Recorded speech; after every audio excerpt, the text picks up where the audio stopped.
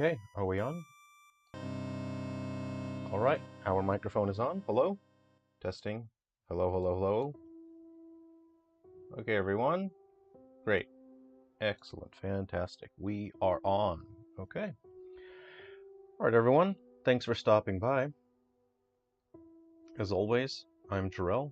I'm the developer of the Silver Falls games. And today we are working on Ghoul Busters. So I'll do a whole bunch of fun stuff. We're going to be level building today. We will also be formatting our graphics. So I'll show you how I draw the character sprites, how I format them, and then we'll bring them into Unity and we will implement them.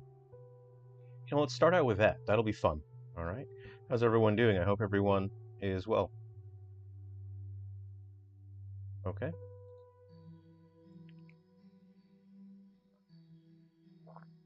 Coffee. Nice. I actually like to work in MS Paint. There are much better programs. MS Paint is just sort of like a fun, nostalgic thing for me. And it's also quite...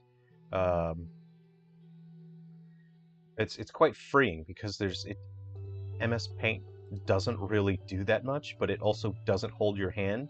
That means that it doesn't get in the way as well. So you are kind of in a Wild West playground where it's dangerous and a lot of bad stuff can happen, but you can do whatever you want. And there's something freeing about that. So that's why I like to use MS Paint. And it's the first paint program I used when I was young, so it's just like it's also a fun nostalgic thing. I mean, you could use paint.net or whatever that thing is called. I don't really like using Photoshop for pixel art. I prefer Photoshop if I'm using more advanced stuff that requires the more advanced imaging techniques. Let's see.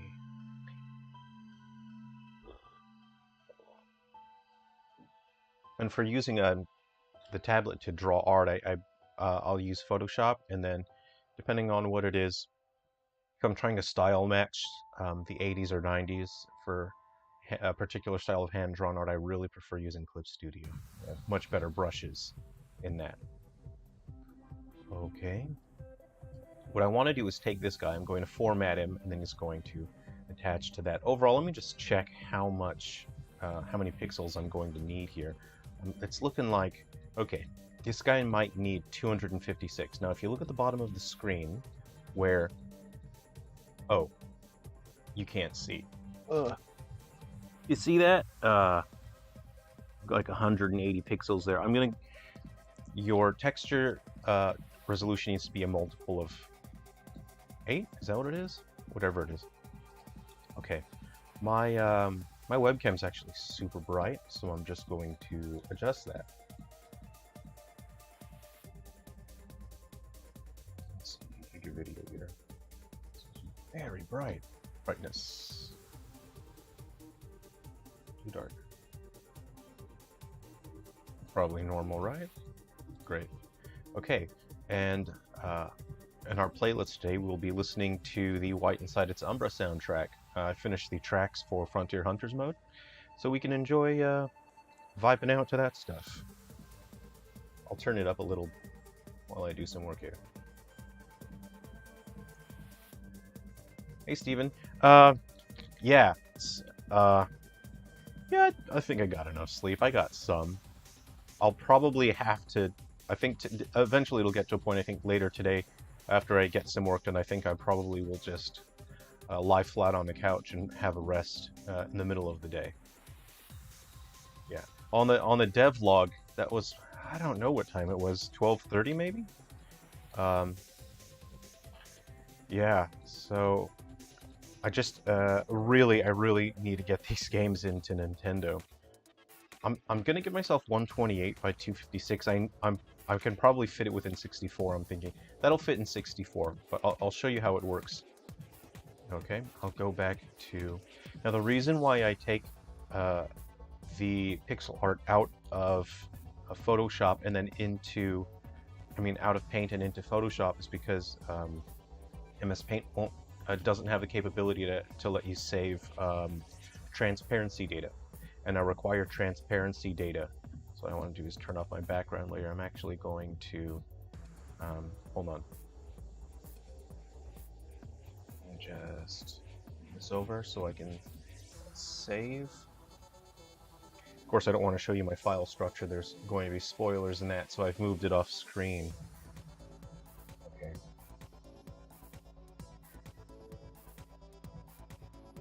Okay, I'm just going to my graphics folder here.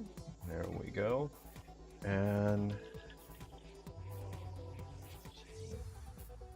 now what I love about working on pixel art and designing enemies in Ghoul Busters is with pixel art your ideas are free to go wild. When you're making more realistic graphics, you're quite limited by your ability to create those graphics and to convey the shapes and the ideas. But with pixel art, it's much more abstract, so it's easier to get an idea across quickly. So I just want to make sure anti-aliasing is turned off when I select. I'm going to delete the blue layer. Okay, and then this guy. So what I want this enemy to do, this is what we'll work on first days. I want this to be the pivot point here. And then I'm going to make the guy swing around, and I think that'll be cool. Okay, so I'm going to separate this guy like that. Yeah, I find paint is just it's not restrictive. It lets you do really whatever you want, and while it's quite it's not very powerful as a program itself, but it doesn't get in your way, and that's really why I like using paint. So I need to decide whether I want, you see I have a pixel of separation there. If I go up, then the shape changes because now it feels like a continuous thing, or do you want to feel like it's segmented off? I think I prefer a continuous shape. That looks good to me. Okay, and then in Unity I'll designate that as the pivot point, and then we'll have it swing back and forth. Now this enemy is going to be cool because he's going to swing in and out of the plane of 3D. So that's going to be fun. Okay. Now I just want to canvas size. If the music's too loud, hey RoboCoop, holy dog, what's up? I just want to make sure I don't use more pixels than I need. I'm thinking this will fit in 64. I think I created the guillotine to fit within 64. Let's go ahead and say that. Yep. Ah, okay, so it looks like I missed by 1 pixel. I'm going to have to paint some in there. Okay. I want to go to my pencil tool, and then I'll just sample one of these pixels here because it's not perfectly black. I just want to make sure it's accurate. Make sure we're down to 1 pixel, and then we'll just go like that. There we go. We filled it in. So it looks like my spacer was a little bit off. What have I done? What did I do? My spacing was off anyway.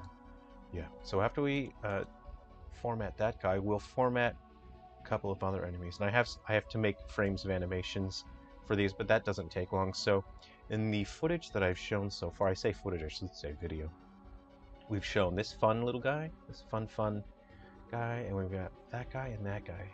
Let's see.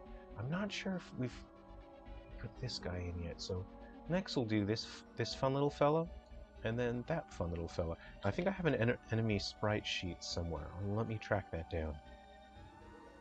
What I want to do is save that, and then I'm going to Control S. And the reason why there's blank space there, again, you need to have a multiple of 8. Is that what it is? 8, 16, 32, 128, 256. Okay. I'm going to save this as a PNG, and we'll put it in my sprite sheets. Here we go. Or my sprite sheet folder, please. Okay, well, let's say,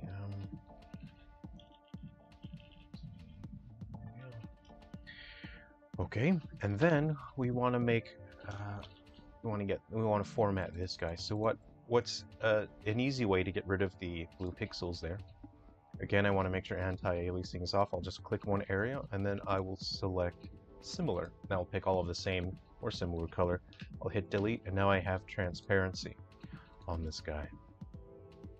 And again, you can't save transparency with paint, so that's why I move across when I need to do that. Okay, and then this enemy, as he moves, he's going to drop these wiggling things here that can damage you. So we'll do that later as well. Yeah, I'm a big fan of paint. I love paint. Yeah, it's just doesn't get in your way. Okay, what am I looking for? Oh yeah, you know what? I need to find my enemy sprite sheets. Where are they? Where are they? Check my audio levels just to make sure the music isn't too loud. Is the music all right?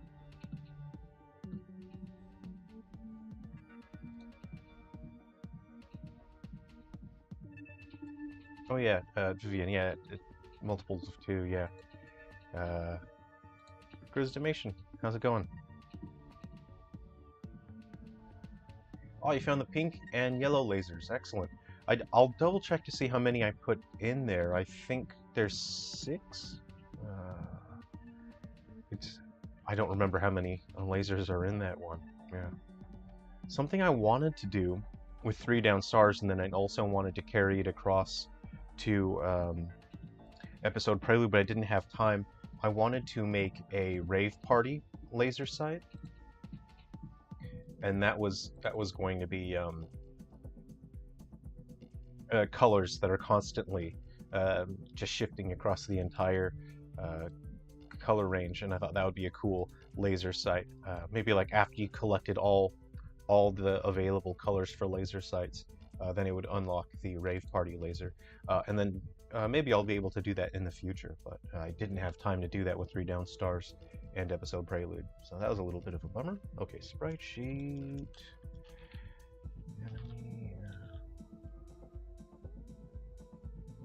Okay, I'll grab this guy. This guy takes up multiple. Oh no, he fits in one thing. Well, I did that okay then. All right. Now we can get rid of those now because I've made a new sheet here. Okay. Now I'm going to put some placeholder frames in here. So right now I haven't made any animations for this guy, but what I will do is I really like using Control D to duplicate assets, but that's for Unity. So sometimes I think that'll work in Photoshop, but it does not. Okay. Right. These are going to be placeholders. So that's going to be for movement, let's say, and then that's when he gets defeated or something. So that'll be 5 frames for him. I want to hide my guide. Oh, what happened there? Oh, accidentally disabled that guy. I'm going to turn this track up if that's all right.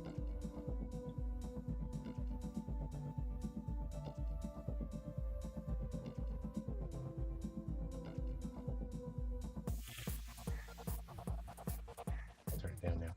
So I've saved the sprite sheet. What I'm going to do now is copy that sprite sheet. Let's see here. You can see I've got my sprite sheet, enemy sprite sheet there. I'm going to copy that now, and I'm going to bring that into Unity. Let's go ahead and shrink that. All right, so we've got this here. I'm going, I can't show you the editor. Oops.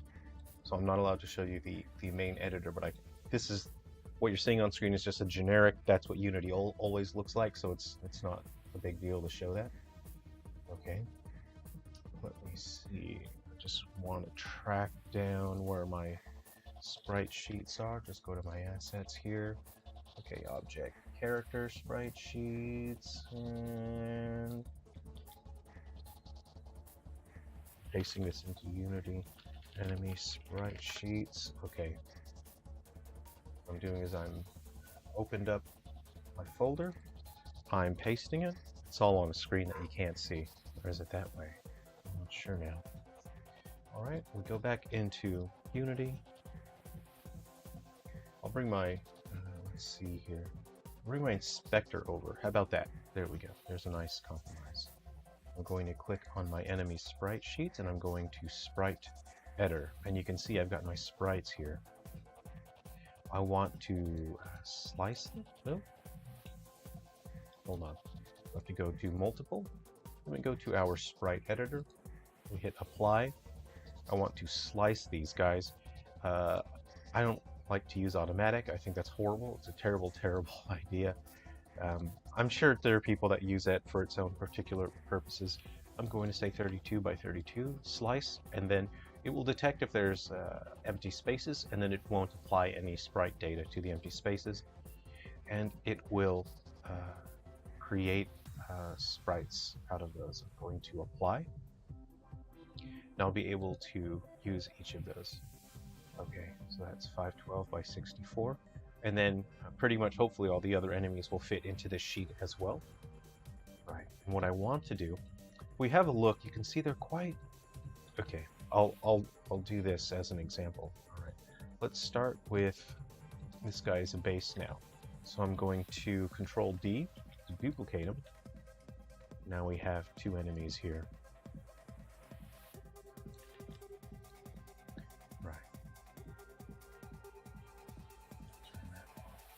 See.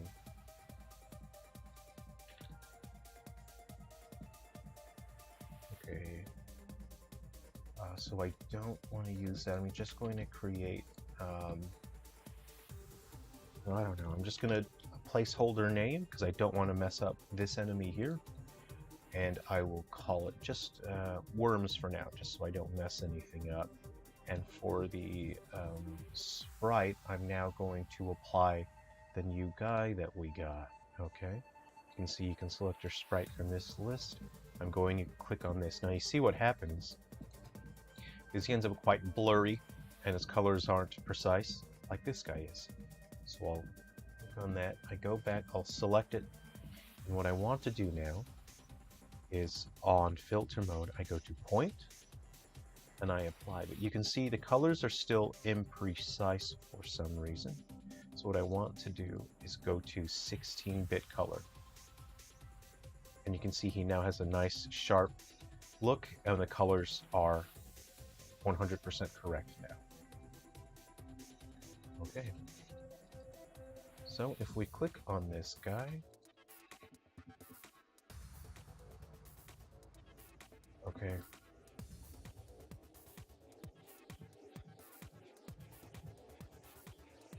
Now, at the time when I started Ghoul Busters, I actually started this 2 years ago. I'd never done a full-fledged, full-scale side-scroller before, so I started using a framework called Corgi Controller, which, if you don't have any programming experience and you want to make a side-scrolling game with Unity, absolutely get Corgi Controller. It's for people that are just starting out. It's really easy to use. The problem is that it's not well optimized, and the people that made Corgi have a strong understanding of programming, but there are so many quirks with Unity that it seems that they aren't aware of, because Corgi is really problematic, especially when you're using a lower end device like a 3DS. So I have modified the Corgi engine so much, and I was looking at it, I'm thinking, oh, this would have been a lot better if I just made an entire side-scrolling engine from scratch. It would have been a lot easier. It would have been faster, more efficient. It would have been just way better. But it's I've done too much work in it now. So.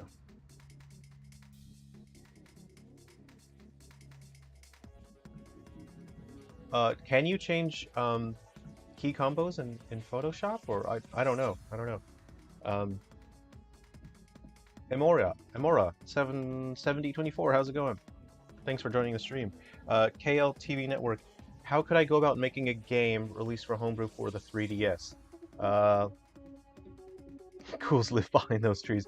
So, for KL TV, you unfortunately can't use Unity anymore. It's not being distributed and it's no longer supported. There are homebrew options out there. I would look it up. I haven't looked into them myself because I haven't had a need. Um, and even if you went to like the high seas to try to get Unity to make a 3DS game, nothing about it is a good idea because you won't have any support, and it doesn't really work properly. It doesn't work just out of the box. Unity for 3DS is hugely problematic. I've been fighting it for 2 years, and just now I was finally able to get our first game, 3 Down Stars, which admittedly is a huge game. That's a massive game. There's a massive amount of content. There's a huge amount of graphics, massive environments. There's a lot of mechanics to the game. Just now I've been able to get an update to the game, and I'm still finishing it. I haven't launched it yet, but I've just, after more than 2 years, well, I've been 2 years and then another year of updating. I should say, I've been working on it for 4 years. After 4 years, I've finally been able to get the game stable. So, and that's with support from Unity and Nintendo. That support is no longer there. So you can't use Unity for 3DS anymore, and it would drive you insane. You would just stare into the infinite abyss of infinity, and you'd realize that at the end of the day, we're all nothing but dust floating around the universe, and the time that we waste trying to use Unity for 3DS is better spent having a cup of coffee with your parents and telling them thank you for putting up with my horrible various stages of my life where I was an awful baby and then a terrible teenager, and now you can have a reasonable conversation with your parents and thank them for putting up with you. Time is better spent doing that than slamming your face against Unity with 3DS. But there are probably very good homebrew options out there if you'd like to make a 3DS game. Actually, if you'd like to use something, if you really want to get a game onto 3DS quite easily for homebrew, I recommend RPG Maker 2003. I created Frontier Fighters Mini using RPG Maker 2003. That's an entire game engine. It's so stable. It's very easy to use. There's a lot you can do with it. You can grab it off Steam. I don't know, maybe it's 10, 20 bucks or something like that. And it's so easy to use.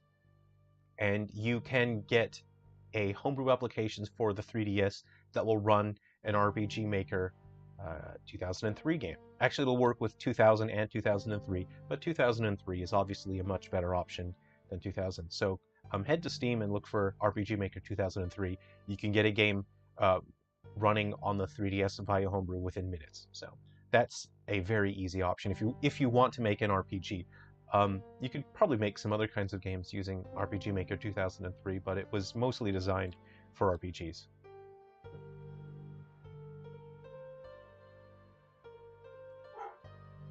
Yeah, RoboCoop will stick to making side-scrollers in Mario Maker 2. How is the... have you tried using a stylus on the touchscreen for that? Because I really liked using the stylus on the Wii U, which was quite precise. I really liked using that for the first Mario Maker, but I know that they make a stylus, and they added a stylus mode to the Switch. So, how is that? Is that any good? Have you? Yeah, you should share your Mario Maker courses.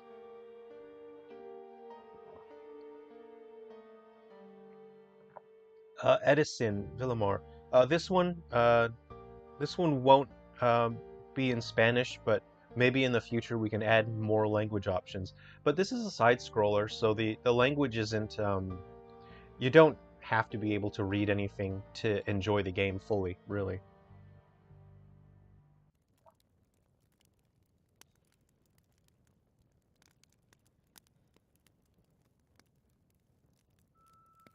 They took out Amiibo support?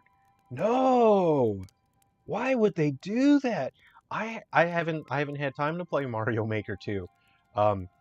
No! Why would they do that? That was my favorite thing with the first Mario, is putting in my Wii Fit trainer and my Seamus Aran, and my Mega Man. Why would they do that? They took out the thing that everyone likes. Um, Oh, sorry, I just gone off rail. I'm just chatting with everyone now. Oh, you know what? Let's go grab our other enemy that we made, and then we'll put him in, and then we'll start animating him. How about that? Okay, back to it.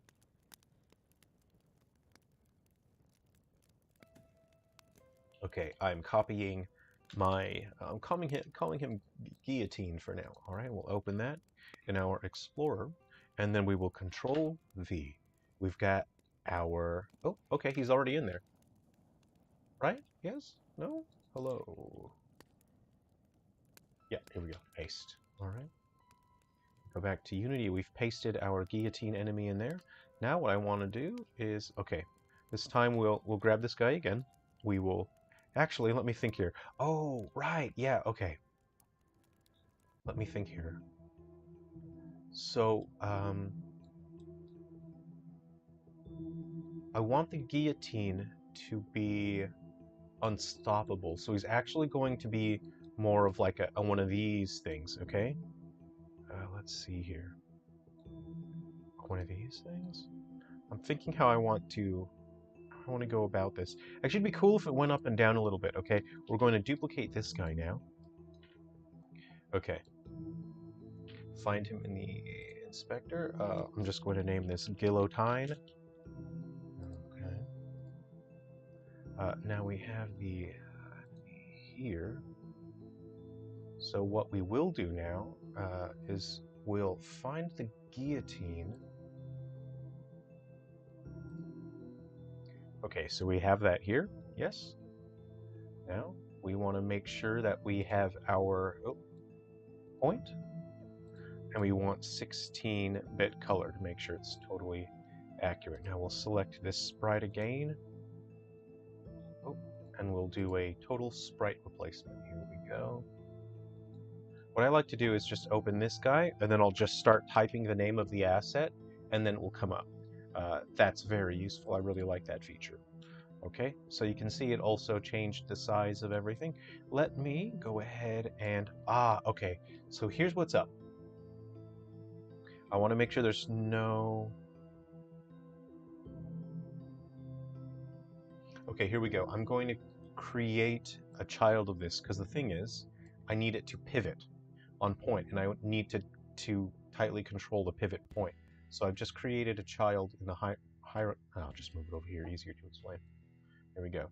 So I've created that. What I want to do is just grab this sprite, and I'm going to copy that. I'll just remove it from there, and I'm going to paste it into there. Now I can put an animator onto this guy and make sure that that guillotine stays out of the way there. So I'll put an animator on this. No, I'm sorry, on this. I'll Control-6 that. Okay, get my hierarchy out of there now. That's right, my animation window will hide because he's a scared little turtle. Okay, get the chat back open.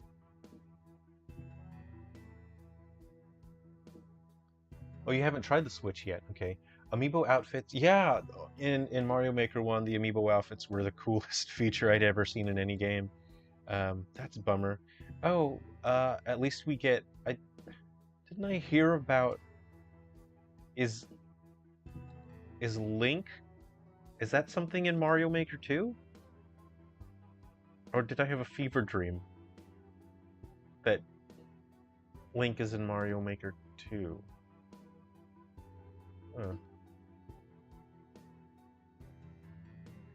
Okay, hold on. Alright, so I want to create an enemy animation. I'm just going to create my folder here called Object Animation. And I'm going to call this Swing. Okay. And now, here's what we'll do. We want to... Hold on, I'll set this aside for now, and then I'll show you the animation process. I just need to make sure all my dudes are in the right place, and I'm going to call this my sprite. And what I will do now, so my pivot point on my object seems to be... Just want to make sure I've grabbed the pivot point. Yeah, pivot. Okay, so I want my sprite now. Hello. Okay, seems to be right about there. Yes, we'll move the sprite down, and then we'll see what happens. Let's see, if I now move this guy, it will pivot like this. There we go. See, we've got our, oops, we've got our pivot point here. But I'm sort of looking at it and I'm thinking I'd like the sort of the pendulum point to be a little lower. So like that. There we go.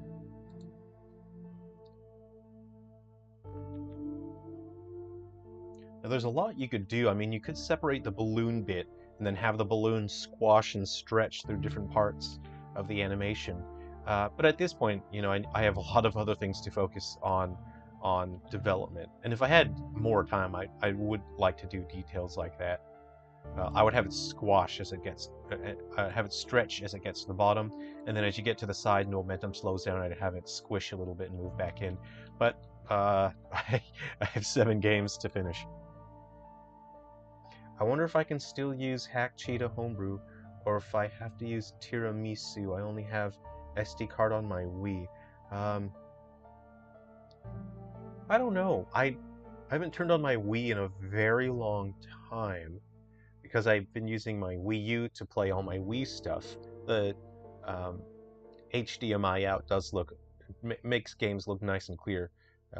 I did hear about, someone talked about the Wii to HDMI dongle. Has anyone used one of those? They said it looked fantastic. I would really like to see it in person. But I wouldn't mind trying that to see what that looks like on the original Wii. The disk drive on my original Wii burned out, which is a real bummer anyway, so I can run apps, but I can't put a game disk in there.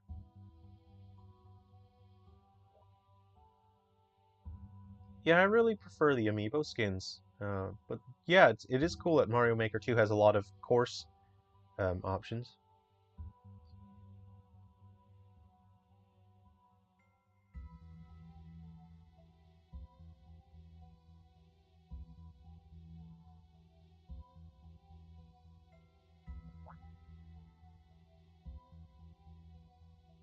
RoboCoop. Oh no, you have the Wii HDMI and it doesn't look great. Ah, that's a bummer. Well, dreams are meant to be crushed, I suppose. At least Wii looks pretty good on the Wii U, so that's a plus.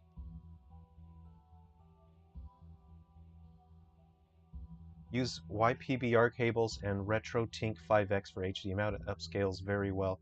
Oh, interesting. Cool. Thanks for sharing that. Oh, and it has support for scanlines and filters. I'm a scanline guy for, you know, the older retro games.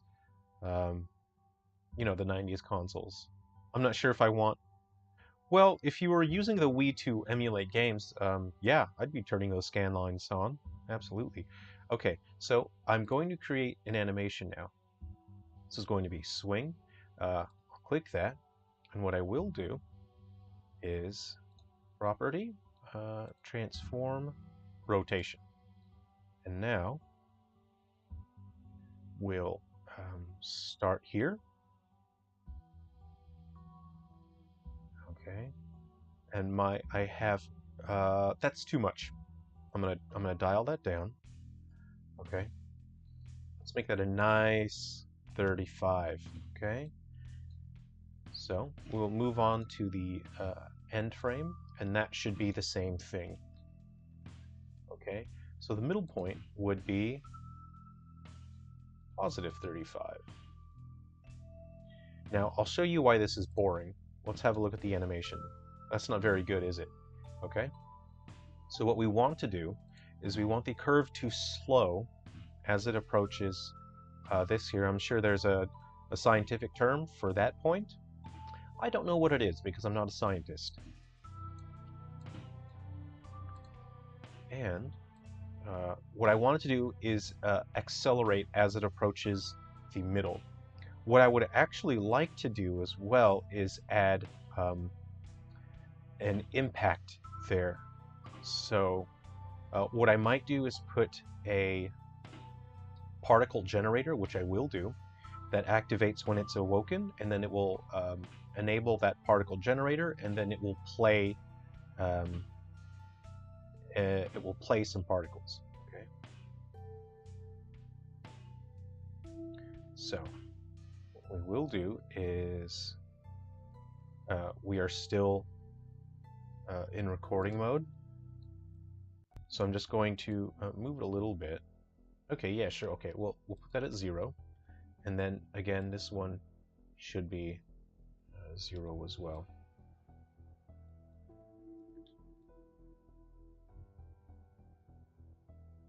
So it should accelerate as it gets there and then slow down as it reaches there. So right now our time scale looks like this. Okay, very boring. Now, an easy way to do this is to take this and bring it forward. So now there's less time, so it's faster here and slower here.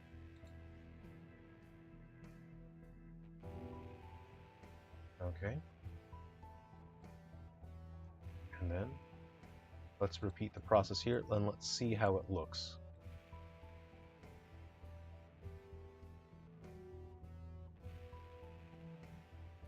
Actually, okay.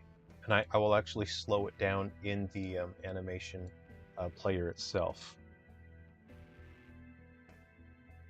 But overall, it would be playing quite a bit slower than that.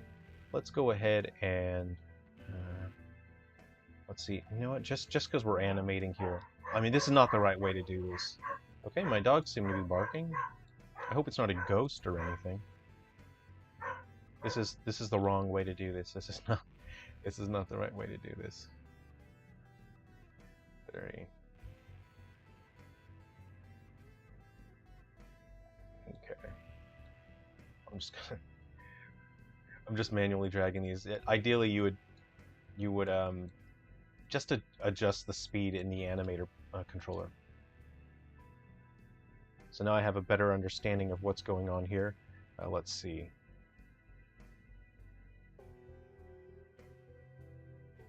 Okay, so now I can see what's happening.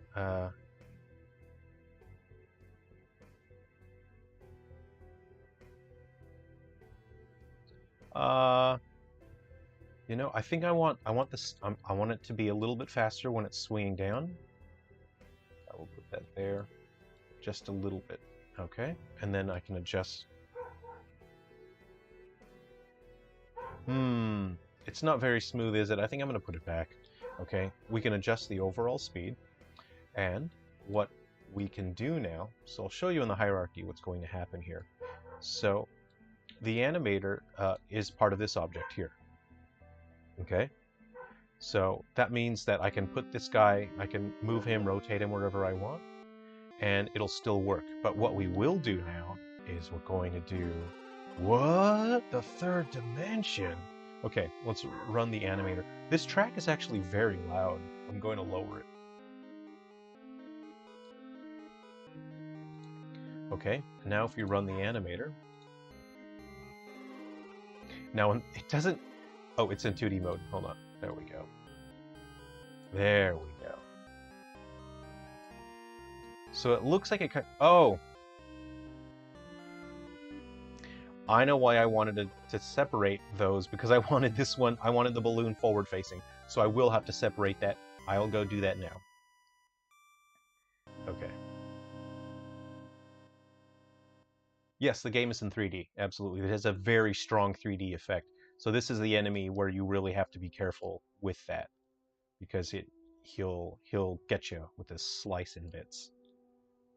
The third dimension. Okay, everyone, let's go ahead and get our balloon, and we're going to separate that. Okay, we will stop the animator, and then we'll see. Now the balloon looks weird. It's like paper. You know, it's not a good illusion, so we'll have to fix that. Anyway, we'll go back to here. Actually, we'll go back to Photoshop, see if we've still got that file open. Hi, everyone. For everyone just jumping in, let's see. You wonder if anyone still sells 3DSs with capture cards. That's, I always wanted one. Obviously, I would like to play, 3DS on a TV, a big monitor. But I suppose they would be quite rare, wouldn't they? All right. So that guy is There we go, like that. Let's just disable that. We're going to save this now. Get a whip pan over there. Guillotine, yep. Okay. Let's go ahead and enable that. What we'll do is we'll just create a we'll save that. Okay. So again, multiple of 2, 32 by 32. Oh, let's see. How many pixels have I... You know what? That's fine. That's fine. We only got a couple pixels missing. I'll sort it out. Actually, no, it's not that fine, is it? So I have to look at where I can just sort of...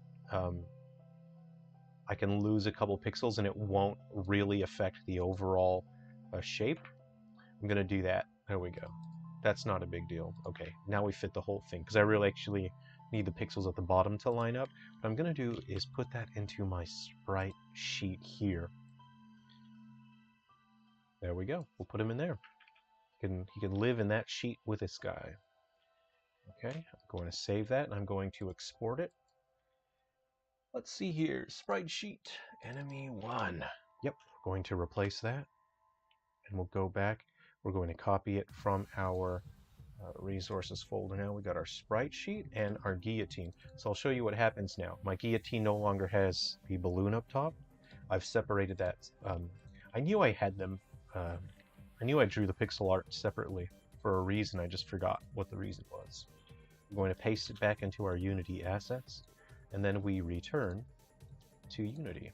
He'll be missing there. All right. Let's return to this object now, and we will bring his rotation back to 0 so we can work properly. I'll show you what's happening here. I want to add another sprite. Sprite? Oh, we'll have to slice our sprites again. So we'll go to our enemy sprite sheet. Let's see here. Where are they? This guy. Sprite sheet. My balloon's not in there. My balloon. I lost my balloon. Oh, I pasted the wrong file, did I? I copied the wrong file. Let's go ahead and put that back in. There we go. Let me check the chat. Let's see. Will your game use... Hello, default username. Will your game utilize 3D? Absolutely. There's a lot of 3D effects, a lot of particle effects. When you defeat enemies, when you get hit, it really uses a 3D. And also this enemy, it'll really help having the 3D. There'll be a particle effect when he hits the ground to let you know when he's a danger. So if you don't have 3D, you can still tell what's going on, but it will be a lot easier in 3D. Hopefully y'all have platforms that move in and out of the foreground as well. So that'll help you keep track of what's going on with the platforms. But I would like platforms in 3D too. How does the 3DS even use 3D? Witchcraft? Witchcraft.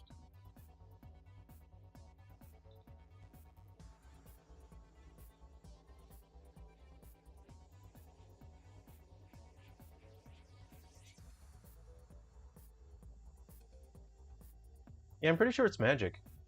KLTV, hey, thanks for stopping by. Come watch the rest of the stream out later. I'll be working on this for a while, and we'll just be hanging out, talking games. Slice it. 32 by 32, apply. We have our balloon in there. Okay, and now we'll call this balloon. You know what would be really cool, though, is if you could shoot the balloon, drop the guillotine, and make it kill an enemy for you. I might do that, because I hadn't planned that, but having just said it out loud, it sounds really cool. Okay. Now, what's nice about Unity with its sprite objects and sprite modes is it tends to do all of this stuff, make sure all your pixel alignment, when you do that, when I've created the new sprite, all the pixel density is the same and everything, unless I manually change it. Now, you can see that as the sorting layer is behind. So what I want to do is change the sorting layer to 0, -1. Oop.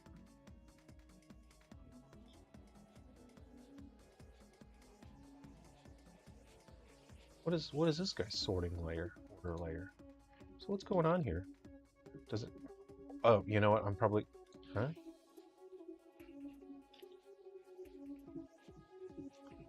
Okay, that's annoying.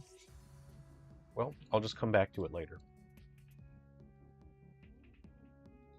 I'll come back to it later. I want that balloon to be in front, but it's being a little, being weird about it, isn't it? See? Look at that. 1, 2, 3, 4. -10. -100. No, it's not changing. So there must be something weird in the settings. I'll have to explore that at a later time. Let's go ahead and leave it for now. Now then, I'll just make sure our pixels are lined up. That looks pretty good. So what I will do now is I want to rotate, not this, I want to rotate this. There we go. Okay, so that will use 3D. So let's make it 45, an even, ooh, goodness. Make that an even 45.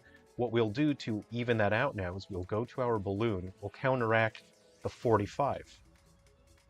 And now the balloon is flush with the screen again. So we'll go ahead and hit play on the animator. We're going to Control-6 that. There we go. And I'll show you the effect of the work that we just did.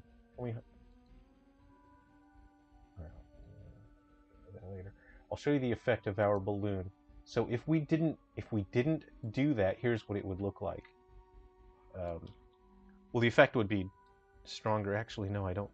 Actually, 45 is too shallow now because I want it coming into the screen more. So that's not enough. Let's go ahead and make that 60. How about that? 65? Let's do 65 for now, and we'll see. Yep. Control-6 that. You can see. What have I done? What's happening here? I accidentally keyframed this. I had that record mode on. Let's go ahead and remove that. Okay. Try it again. Play.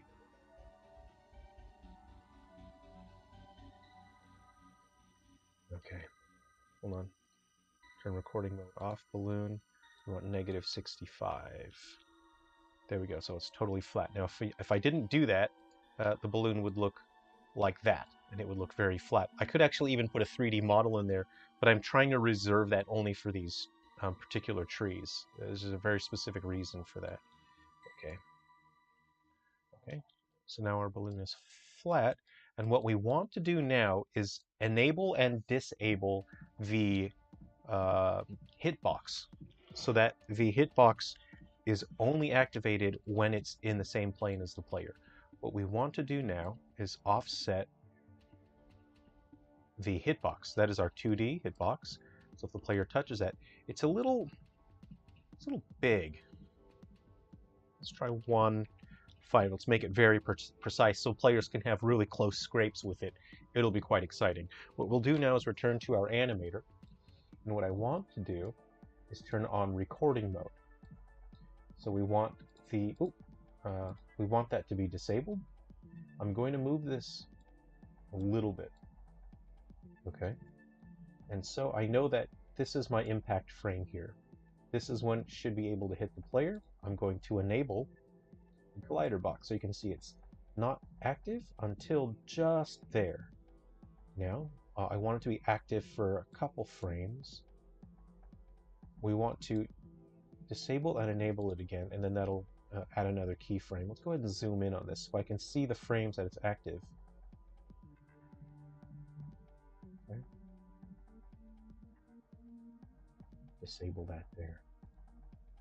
So then it's active, and then it's no longer active.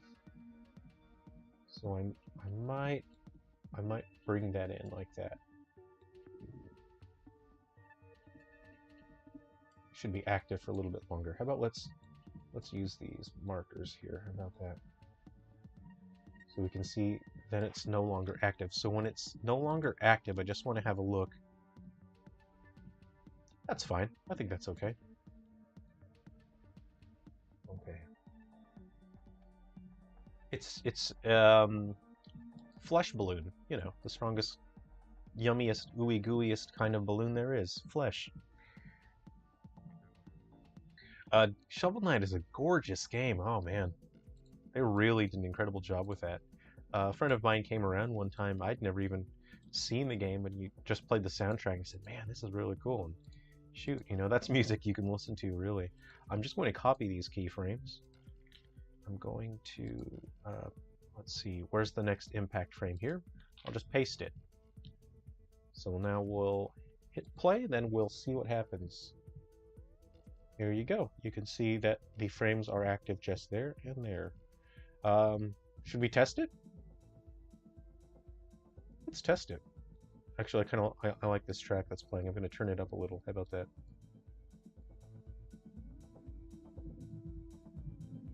Ghoul Busters. Yeah, Steven, I'm glad you're enjoying it. I always enjoy watching developers making games. You know what game I would like to see made behind the scenes is one of the old Tony Hawk games. I would love to see the developers talking about that game. I just have so much fun. I want to see what I just want to see what their process is when they were thinking about where to put stuff, you know? Alright, so we have our two enemies here. There is one object that I need to drag into here. I'll better hide my hierarchy out of the way. It's in the way. I'll save, and then I need to drag in something. I need a Busters manager. Here we go, Busters core. Drop my Busters core into the scene real quick. All right, now if I hit run, if I hit play, it shouldn't crash. It should just run, and I should be able to get hit by these things. This guy actually, it's going to move up and down, and I don't want that, so I'm going to disable that. Let me find that in my scene. Guillotine. And a path movement. I'm going to disable path movement, and I'm going to hit play. Let's see what happens. How cold is my coffee? Ow! Okay, that guy's hitting me. Hold on, I'm not ready. I'm drinking my coffee.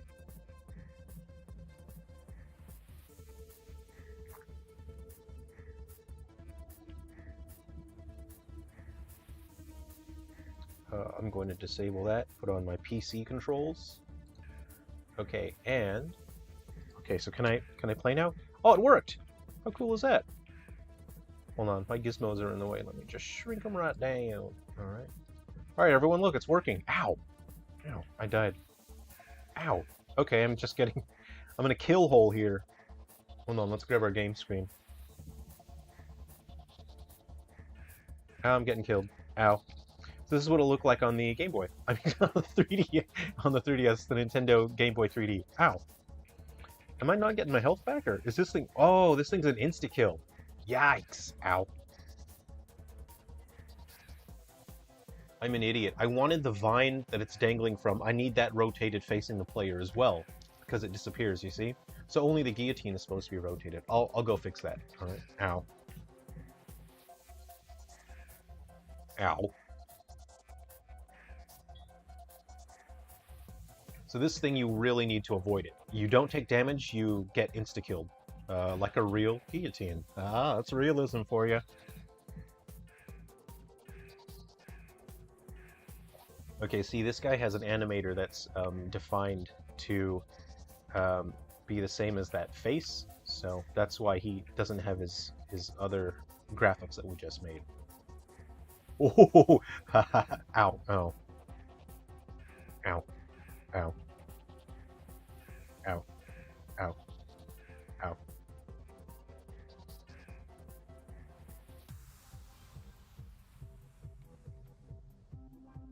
Ooh! Hey, it works, everyone. Oh, I got hit. Alright, I'm gonna stop running that for a second. Oh, you got a Shovel Knight disc for Wii U? That's cool.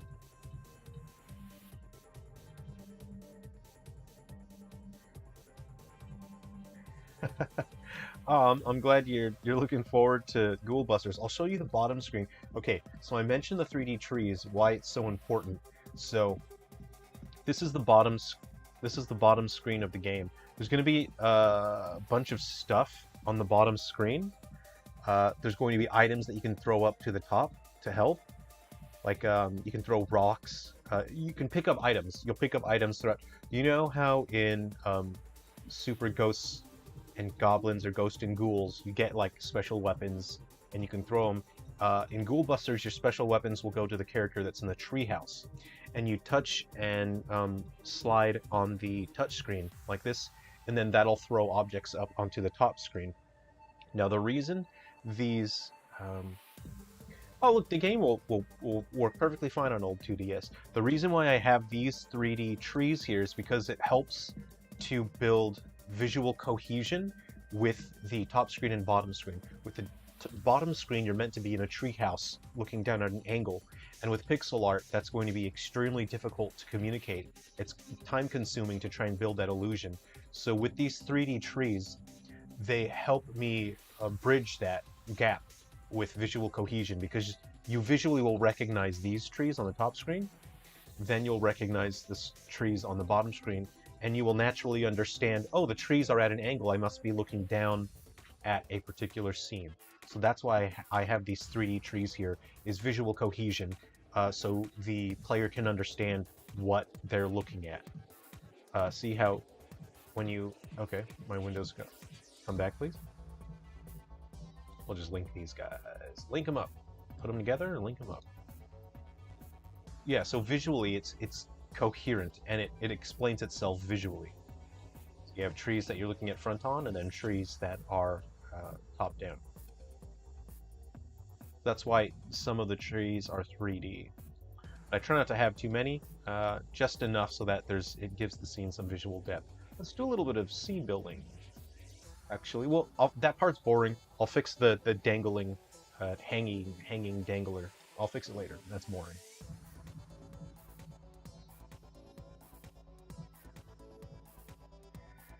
Yeah, for a while I wasn't sure how I was going to communicate visually that the bottom screen is at the top, because naturally the treehouse should be at the top screen, right?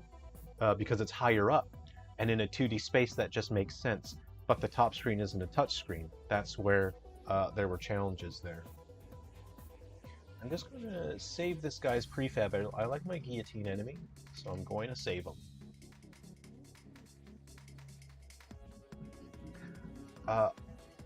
Yeah, I always have my slider maxed out. I don't care if it makes me feel sick. I'm here for the 3D. I'm cranking that slider. I'm cranking it up. All right, what we'll do is we're gonna put the game view back into 2D mode, and then I'll start drawing the stage a little bit. Okay. So I'm going to what I will do is bring my tile editor in, and then you can see the workspace here. I'm going to bring my tile editor in. Where do I want to put him? Let's put him somewhere. How about where will he go? There? There's good. Okay, seems good. Okay, so this is a cool tile editor. Let's see. So I'm thinking about what I want to do here, right? So you have these jumps that are going to be a little challenging. Jumps there. You got an enemy. So I think I need to add something here. But what I meant for the player to do is jump on that guy's head. The enemy, you have to jump on the enemy in order to make that jump. What I'll do is I'll click on this guy. I'll duplicate him. So you can make the jump. You can't make it from there to there, I think. Actually, if it's quite low.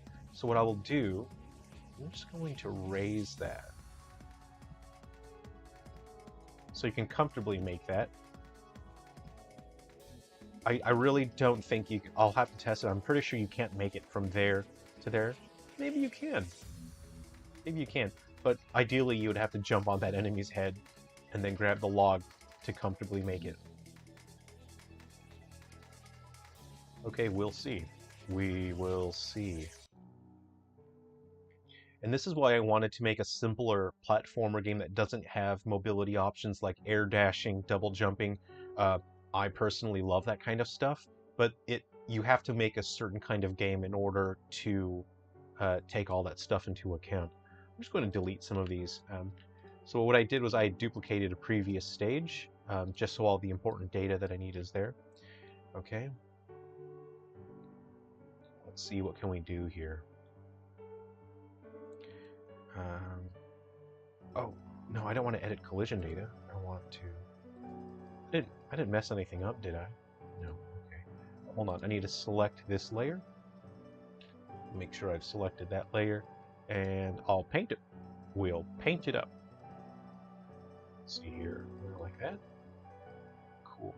Now, let's see. I'll go forward a little. I want to drop down a little bit and do a hole, a little hole, so I can have a sort of a bottom path and then a top path.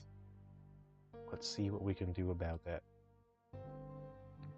How about this? Ooh, we've gone slanty. Let's get rid of those.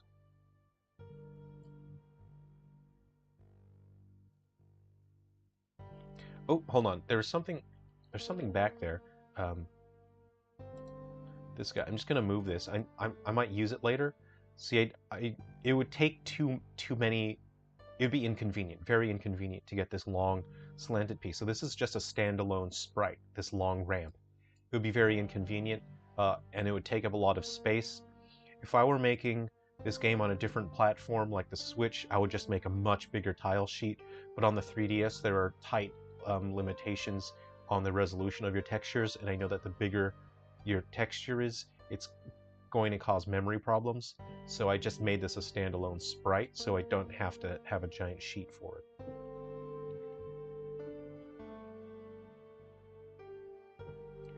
Radiant Historia didn't have 3D. That is a bummer. Minecraft 3D is not in 3D? No, no. Holy dog. POV, you're the only kid at school who knows about Silver Falls and you feel like you're part of a secret society. Awesome. Hey, we should make a list of games that are not in 3D so we can, like, I don't know, shake our fingers at them. How bummer.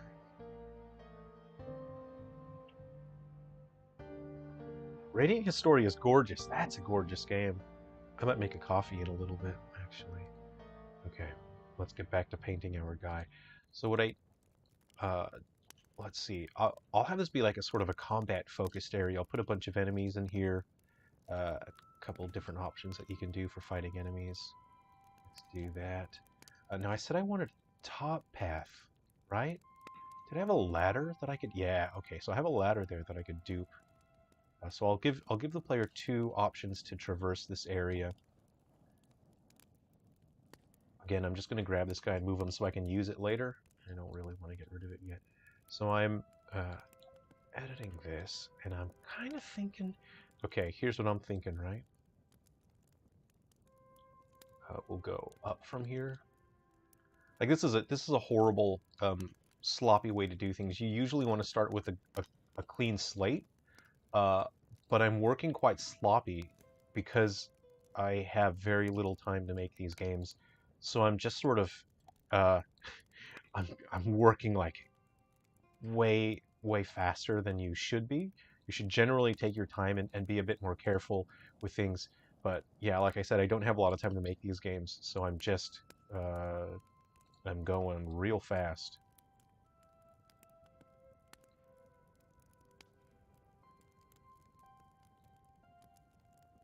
There's nothing like a good tile editor, you know? I like a good, simple tile editor. Unity doesn't have a tile editor built in. I don't know about new versions of Unity, but I do know that every new version of Unity is way slower and way worse than the last version. So this is Unity 5, which is it runs, unfortunately it runs better than a lot of the newer versions because it's more lightweight, there's less features.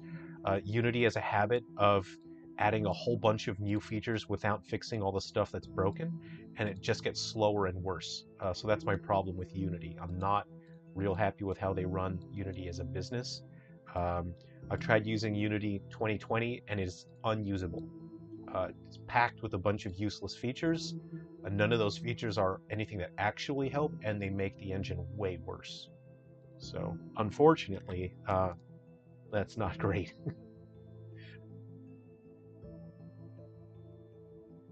Tried starting a gaming club and bringing your own consoles to expose kids to older systems and teach them about them. Oh yeah, that's right, history teacher. There was no interest. Ah, you're killing me. No. No. Steven, no. That's the saddest thing I've heard all day.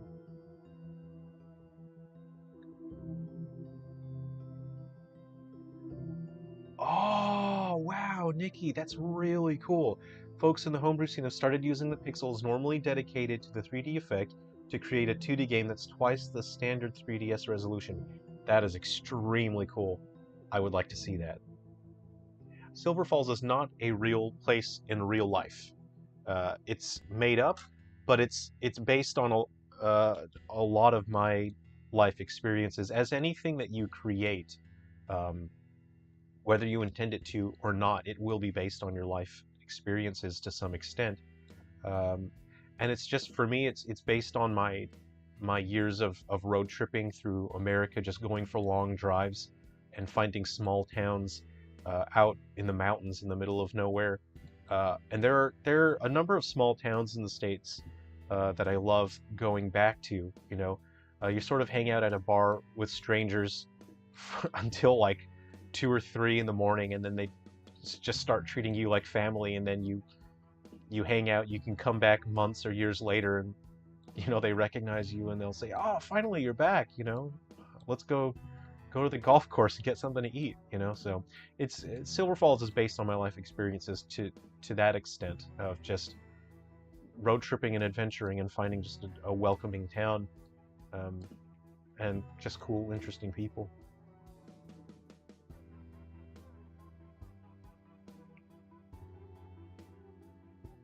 Oh, right, newer versions of Unity have a tile editor, but at what sad cost? What do we have to pay for that? Ah, the kids you teach mostly play Fortnite, Madden 2K, GTA.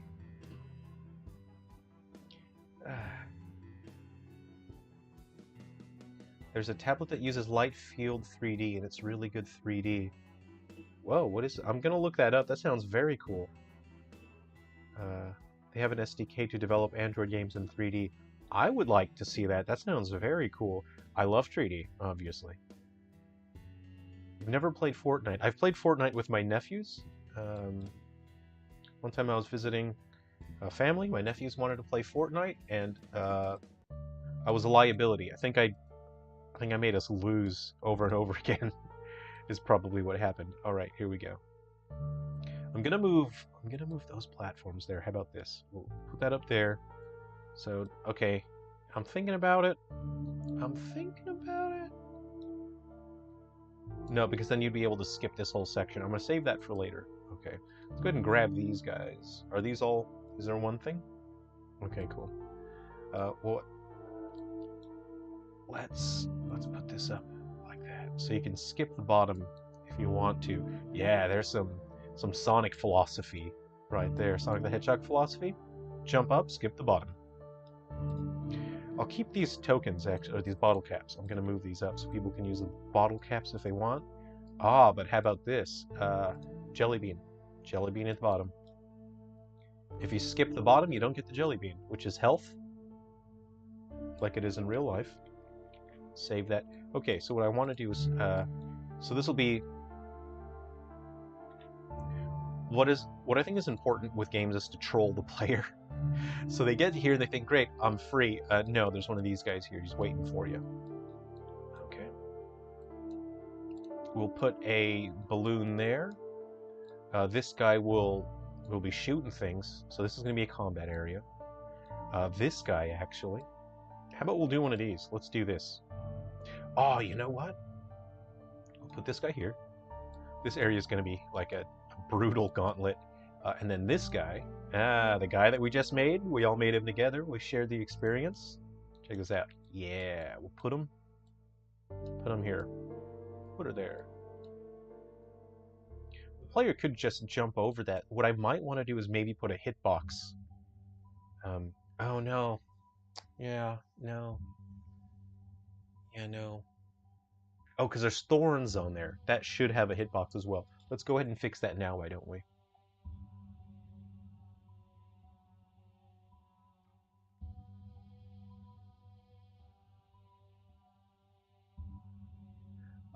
Yeah, I grew up in the States. I grew up in California.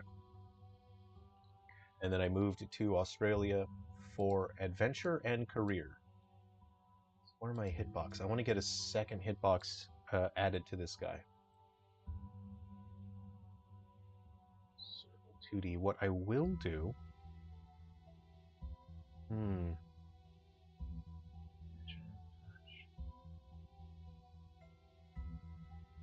What I will do is add another collider. I like to do that. I like to this is a fun shortcut. Just add component, just start typing the name of the thing that you need. I'll put a 2D collider in there. Hello? Oh yeah. We'll go box collider 2D.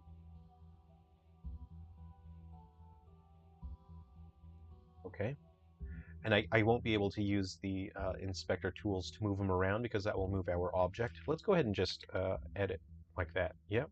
2-1. No? Okay, let's increase that to 1.25. No, 1.5. And then negative 0.75 to half it.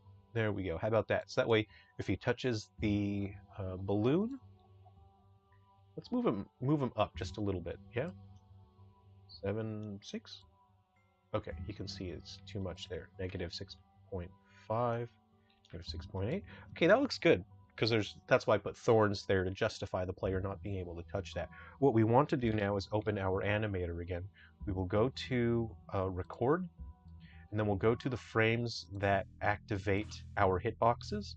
What we want to do is now put in keyframe data for that. So I'm going to slide that over. We'll put in some keyframes, so he's keyframed there now. You can see it's added that. So we'll go to the next frame. We'll enable that. Go to the next frame. Again, wanted this. Oh, I clicked the wrong button. Disable it. There we go. So the hitboxes are now disabled. And then we will go to the next frame. Again, this should be enabled. Go to the next frame, and then disabled. I clicked the wrong button again, my brain. That's my brain. I think I need to make another coffee. Okay. Yeah, okay, let's hit play, and you can see our hitboxes are activating right when we need them to. So they're not active for very long, so it would actually be really cool if I got like multiple of these guys, and then I offset the animation. Okay. Right.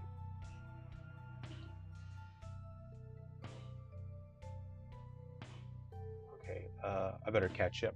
It's called the Leah Lumapad. I'm going to type that in right now so I don't forget. Leah Lumapad. Let me catch up with the chat here. I've typed that in. I'm going to look that up later. I love 3D stuff.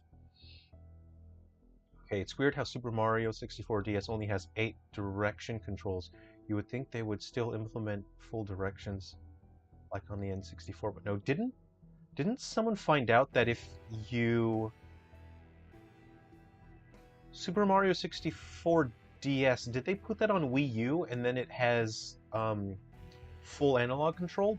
I thought I saw someone make a video about that. I'm gonna look that up later. And then on my guillotine, I want to apply the changes to the prefab because I've added the hitbox data. Yes, this is a Unity 5. It's not, again, it's not measured by the year number. Yeah.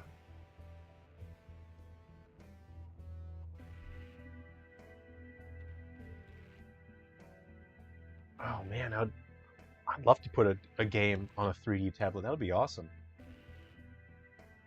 Super Mario 64 is massively impressive. Hold on, I need to put an enemy down here as well. This is going to be like a fighty zone. How about let's put this guy in here? Yep. Okay, that'll be the first time we fight. Actually, no, it'd be cool to put him there because this is a new stage. This is we want to introduce new enemies. So what I'll do is create. Let's finish making this guy. So we haven't even finished him yet. Actually, we don't need that. Let's remove that. The actual animator for this guy, I'm going to bring my hierarchy over. We can have a look at what's going on here. Okay, I don't know. For now, I'll just put a placeholder name in there.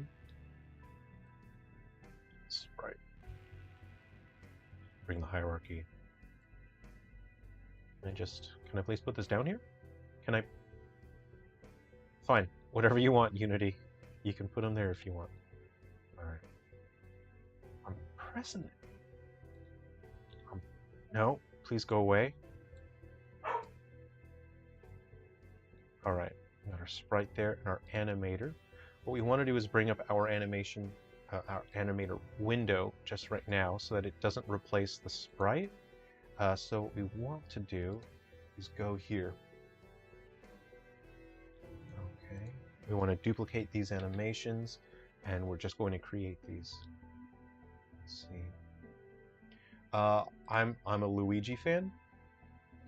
Ever since they introduced him in the original games, I was always, I want to play as Luigi. I don't want to be the Mario guy, I want to be the Luigi guy. I'll just call one of them. Yeah, this track's just louder than the other ones, because I wrote it for the Game Boy.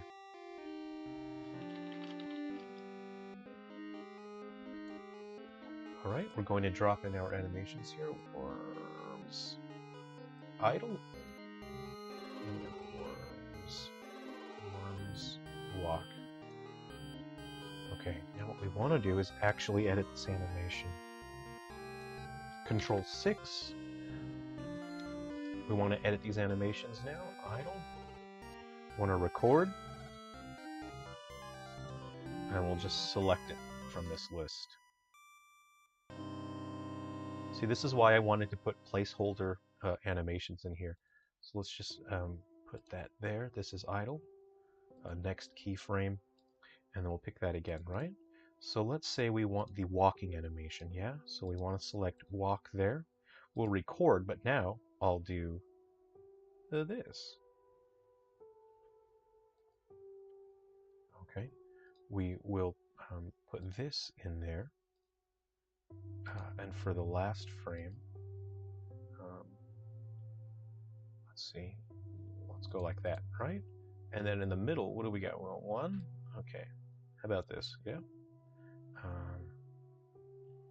I'll just duplicate that keyframe, drop them there just so I know what's going on. Okay, and now what I will do is like this.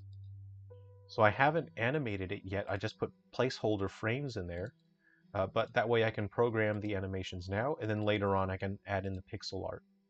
Yeah, I can add in the pixel art later. So now there's frames in there for animation. So you can see it going through 0, 1, 2, 0, 1, 2, 0, 1, 2. Well, wouldn't it be? I thought this was supposed to be. Should it be that guy? Yeah, it should be 3. So, oh no, no, no. Oh, it is going to 3. Okay. Oh, you know what's happening? It goes to 3, but then it instantly goes back to 1. So, what we'll do is we'll just copy that, and there we go. It goes 0, 1, 2, 3, 0, 1, 2, 3. So again, I can add in the pixel art later, but now the animation is in there. If I hit run now, you know how before when we ran it, his graphics changed back to the other guy, but we've updated his animator? Let's go ahead and run this, and it should be fine. Yep, you can see he's real happy. He's a happy boy.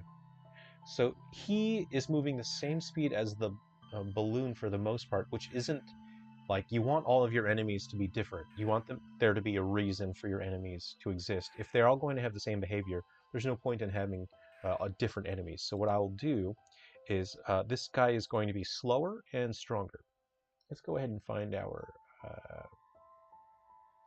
things here. Oh, Steven, you gotta head out. Hey, thanks for hanging out. Catch you again soon. It's good to have you on the stream and have a chat. Keep trying to get your students to keep trying to get them to play different games. See you, Steven. Oh, cool. I'm glad you like the track, Gris Dismation. So, what gives you ideas for your ghouls? Um, I um, Let me think. I don't want to spoil anything. Um, because I have a very specific design philosophy for the Silver Falls enemies, and if I say too much, it'll probably ruin things. Because the way that I've designed the series is, by playing it, you get hints, um, very subtle, obscure hints as to the designs, or like why the monsters are what they are, but I never outright say it. Yeah, I don't want to spoil it. But from a design philosophy for me personally, um, I try to come up with stuff that I think is, um, well, visually your monsters have to have charisma. So I always design them from a point of, are they charismatic to look at? So the horror fan in you should look at the monster and go, oh hell yeah, that thing's fun. Um, and then secondly, I think about, what if it was real, how would it be upsetting to look at? Um, and when you look at it and think about it, being a thing that it could exist in the real world, it would be quite upsetting the more you think about it. And if you try to justify its existence, it becomes more and more upsetting. And that's generally my, from a design standpoint, it's what I like to think about when I'm making the characters. All right, where's his hurdy box, his hit box? Let's find it. It's a Corgi script called Damage on Touch. Let's see. This causes 1 damage, but he's like a... he drops worm things. I'll have to program that in. So I don't... you know what? This guy's going to cause 2 damage. Oh, that's so much. That's a lot of damage.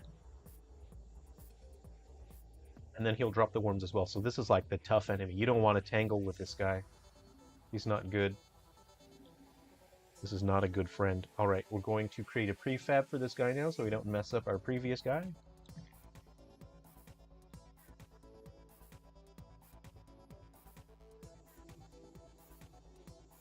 Hey Bruce, thanks for stopping by. If you missed it, I'm just gonna run it. I'll show you what we were all hanging out, and then we created this fun thing. Check out this fun guillotine. Yeah, it's an insta-kill, as you can see. Hold on, let me enable my where's my inspector? Okay, I will enable my PC controls. Wait, where am I? Let's see here. Alright, my PC controls are on. It's my jump button on the PC. You can see I don't know what my jump button is. Oh, I got it? Yep, there we go. Cool, we can... Ooh. Oh, right, okay, let's test the hitbox on the vine with the thorns. Ow.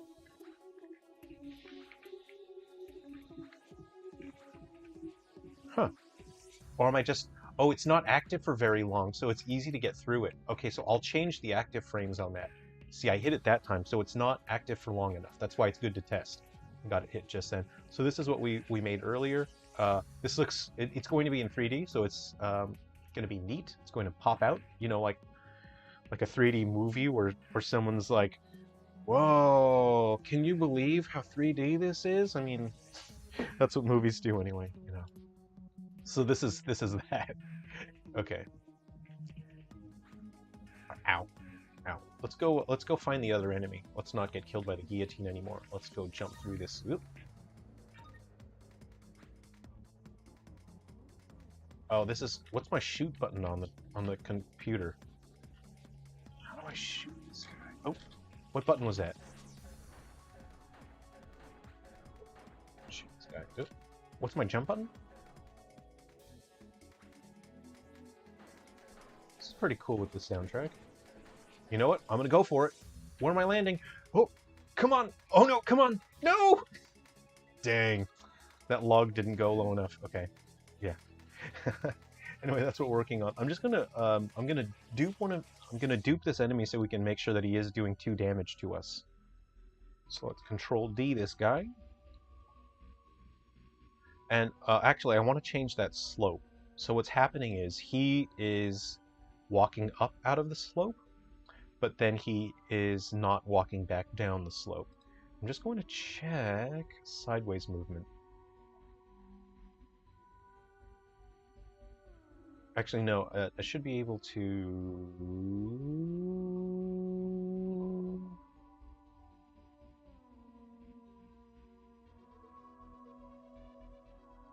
AI walk, let's see, change direction on wall. Yeah, we do want that. Here, what we'll do is we'll turn off avoid falling. I think that should fix it. So we hit run, and then if we watch him, so he is slower than the balloon now. You can see he's slower. Okay, and then he should walk down. Yeah, he walks down the slope now. So what I want to do is get rid of this slope because I want him to stay down here. I don't want him to go up there. This guy will try to snipe you. So we'll have a sniper up top. So as you jump over this, there's a chance you'll get sniped. Let's go ahead and just... let's get rid of that slope there. I'm going to draw. We'll go like that. And then we'll go like a little something like this. There we go. Oh, hold on. No, that's not what I wanted. Oh, you know what? Yeah. You know what? Let's leave that there. Let's leave it like that. Oh, you know what? I don't really have a... Yeah, let's make a graphic like that. Okay. What do we want here? We want like that? That tile there. There we go. That's it. We did it. We did it, everyone. We did it. We'll just run it and make sure he... Nah, he won't go up that. That'd be crazy. It'd be crazy if he went up that. Let's run it anyway. Oh, thanks. Yeah, I'm glad you're liking the character designs. Yeah. Hey, Luna Knights, what's up? Yeah, the knockback is quite strong, but that's because you have a lot of influence over... Oh, the guillotine knockback is strong because it's an insta-kill. The enemy knockback is not that strong. But also, you have a lot of influence with your controls. So if he hits you, if you hold the opposite direction, then you can reduce the amount of knockback. Okay, let's make sure this... Hold on. Let me get rid of this guillotine in the beginning because I need to make sure this guy is doing 2... I need to make sure he's doing 2 damage here. And you have a huge amount of control in the air. Your character has very tight controls. So if the enemies didn't have this much amount of knockback, then they're not really a threat. So it's a balancing and a difficulty issue. Hey, guy, come back here. Okay, let's put him here. Let's run it. We'll watch our jelly beans, and then make sure we lose 2 jelly beans here. Okay? Yep, we lost 2 beans. That's brutal. That's so brutal. Okay, what if the worms that he drops, they don't damage you, but you get stuck in place, and you move slower? How about that? That would be a good threat, yeah.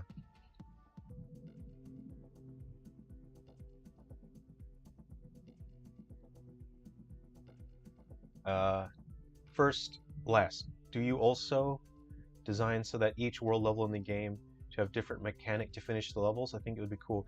Yeah, I'm trying to each level should have some sort of mechanic that sets it apart from the other levels. Like I don't have a lot of time to finish these games now, so there's a limit to what I can spend time on. And if it's a mechanic that takes a lot of programming, I won't be able to implement it. But I think it's important to have variety and to make the game feel fresh the whole way through. So I am working so that each level has something interesting in it. At least that's a bit different. RoboCoop, are you heading out? Okay, good to see you. Thanks for hanging out on the stream. Take it easy. We'll catch up again another time. See you.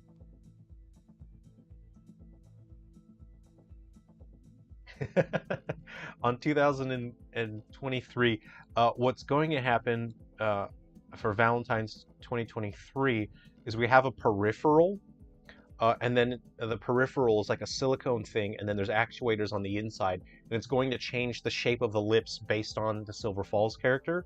So it simulates each character's unique lip shape so that you can physically kiss those characters.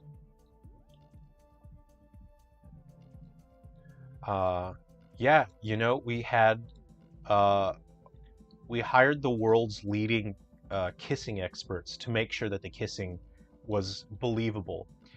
My problem with games is that, you know, like a Super Nintendo game, I never really believed the kissing in Super Nintendo games. And then you moved to the PlayStation era, and you know, the kissing still never really felt that good to me. So my goal as a game developer is to make sure that the kissing is really good. You know, I just want the most kissable kissing, so that we can all enjoy kissing Silver Falls people. From a hierarchy. There we go. Okay, where's my next one? Where's my next layer here? Oh, I gotta select my layer. What do we got? This one? Yeah. We are now editing this one. Okay, let's work on this part now. So we'll have another gap. I'm going to, I'll move that. I got an idea for that. All right, what we want to do, can we just get rid of everything here? Just get rid of it all. Get rid of everything. Okay, we're starting to clean. We're gonna have a gap here. We're gonna have another jumping hazard. What I want to do is actually, I want to section this off into two sections now, so you can play higher or lower. So we'll have a section up top and then a section at the bottom. What is this even? Is it Sonic the Hedgehog? All right, so we'll have a hazardous jumping section. Let's see, we'll have it higher up like that. I'll have a branching path actually. Okay, let's just move this guy so he's not in the way. I'll deal with it later. Is the volume all right? Is it too quiet? Is it too loud? What's the deal? Is it okay? I'll just turn it up a little.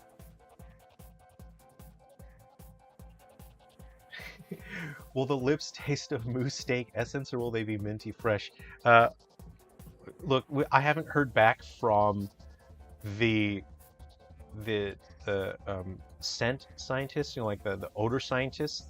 I did explain my intention and the situation about having lips being able to change smell on the fly, and they haven't responded to me, and I'm not sure why. I don't know. Maybe I'll send another email to the smell scientists. Okay, let's fill this in here. Okay, you got your jumping hazard here. I'll use some log platforms so you can traverse the top area as well.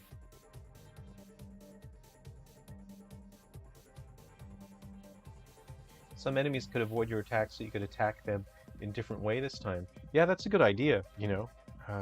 Having your enemies being able to respond differently or do different things that helps keep things fresh. Let's see here. Uh-oh, hold on. Let's move this real quick. Okay. Oh, you know what's always good? Spike pit. Spike pit's always good. There's going to be a spiky area, and then you're going to have to jump on some logs. How about that? This will be a spiky area. Yeah. Do roll. Okay, like that.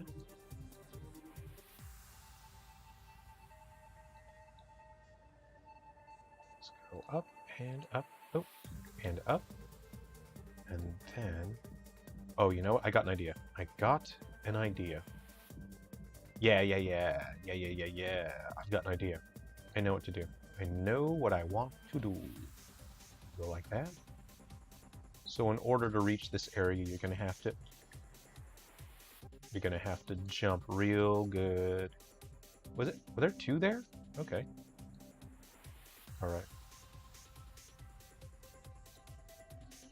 Okay, see, you won't be able to reach this with a normal jump. Too high. What I will do. So this is where the upper portion and then the bottom portion will converge. Okay. Fill that in there. We'll go like this. What I will do is I'll put a trampoline on a log over here. So let's exit that.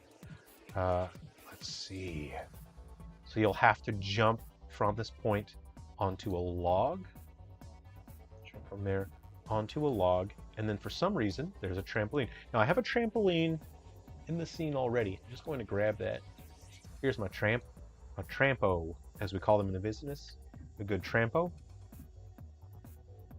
Okay, get my trampo. I'm going to move my hierarchy out of there. That's boring. No one wants to have to see that. Okay. Okay, move my trampo.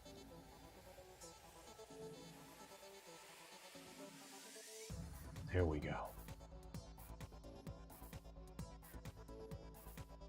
There we go. So what'll happen is the player has to jump. They'll have to walk up there, jump up there, hit that, and then go up there. Okay, let me start moving stuff. All right, I'm going to start laying down some spikes there.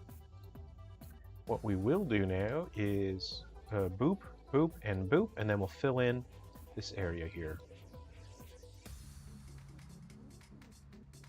And this pattern, I designed it to be like a magic eye where you can just sort of mass place these tiles, and they don't necessarily have a strongly visible loop to them. Just visually, you don't want it to look plain, so I tried to make it abstract and non-distinct. What's the little Ghoul Busters kid's name? Does he have one? This is, so the character that we've seen is Atticus Longdraw, and then on the bottom screen, let me grab the bottom screen. Right now, Starlin Allardyce is on the bottom screen. He's got a hockey stick, and he'll be able to use melee attacks. They'll be stronger, so they can defeat enemies faster with the hockey stick, or Atticus can fight enemies with his slingshot. So they've got two different play styles for the different characters. I should. Oh yeah, no, it's fine. Everything's fine. All right, let's just fill that in. Could be for when the character falls down a pit. You got to have some graphics there to fill in the void. Oh yeah, that's a different layer. I'll do that later. No. And we should be able to use the fill tool, the Uncle Fill tool.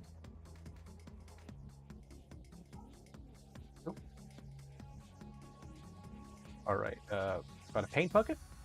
Fill it in. Okay, that's not what I wanted. Okay. All right. You can see there's some looping in there, but you won't really be able to see that, so it doesn't really matter to me. I just wanted to fill that in because it's for the collision data is now simplified and makes more sense. Rotten and Remix Records, thanks for joining the stream. Yeah, I'm hoping to get this. I'm trying to have this. I'm just doing all the levels now. I'm hoping to have it all done soon. The most important question: how would you kiss Maverick and Soldier? Different extensions, I presume. So we have the manufacturers on the phone, different peripherals, you know. But experts recommend that for dogs, it's probably best to kiss them on the head or on the top of the nose, because you could probably get like salmonella poisoning. Dogs are always eating weird things, so it's best to kiss a dog, you know, on his head. For moose, it's a very specific, you know, requirements for kissing a moose. They say don't look a moose in the eye when you kiss him. I'm not sure why. I'm not an expert on that, but a friend's uncle told me that. He sounded really sure of himself. I'm gonna take his word for it, you know.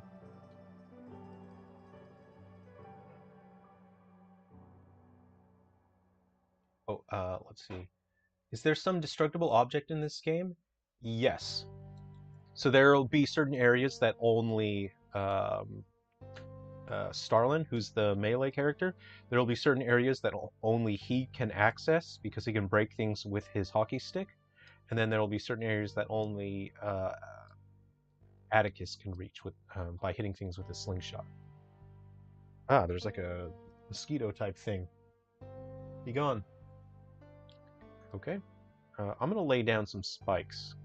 That'll make it interesting.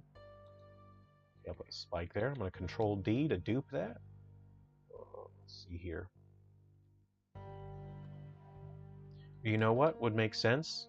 I'm gonna line them up with those lines there, the grid. Line it up with the grid, as they say in the business. Dupe that again. Stick it in the grid. Spikes are fun. Oh, you know what'd be like really annoying? What are these guys? Oh, hold on. Where are these guys? That guy, yeah. Hey, where is his thing? Where's his thing? Where's his path movement? Yeah, there we go. Okay. Yeah, it'll be very annoying is having to deal with this guy. We're going to move his we're gonna move his thing. We're going to grab him like that, and then we're going to grab him like that. So I'm kind of looking at what would be most inconvenient. What I'm doing now is trying to inconvenience the player. So naturally, you're going to want to jump over the spike and then land in the safe spot. So it'd be extremely inconvenient if this guy was just here. Yeah, that would be very inconvenient. Yeah, very inconvenient. Okay, let's go ahead and duplicate that, and then we'll stick him here. That would be very inconvenient just there. 2 of those, oof, that'd be bad. Okay, now what if, I'm looking at, would just be the worst, right? The player needs to get up here, and then jump onto the trampo. You know what, I'm looking at the trampoline. I think it's too high. I'm going to have to lower it. Okay, we're going to dupe this guy. I'm just thinking about what would be really awful. I'm thinking, right? I'm thinking this would be real awful. Okay. All right, I'll put that there. I'm thinking. Yeah, that'll be awful. That's just bad. Okay. Let's grab our log and our trampo. Going to lower that. I'm sure the player can comfortably. Oh, that's going to be an annoying jump. So you got to wait for the guy to move. Okay, let's get this guy, and then now we'll work. So this part, I'm going to move these so we can use them later if we want them.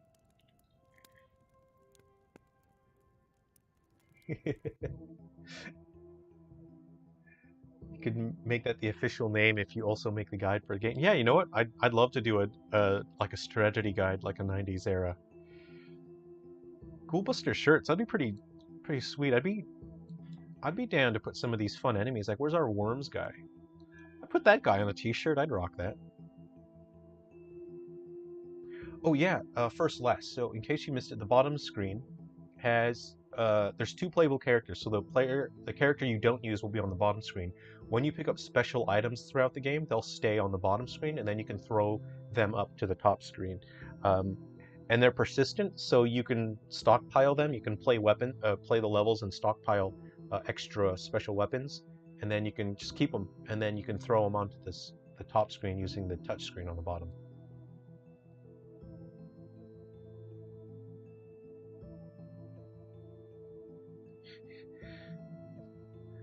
Romanic told me if you give a moose chunky chicken and kiss it, it turns into a prince.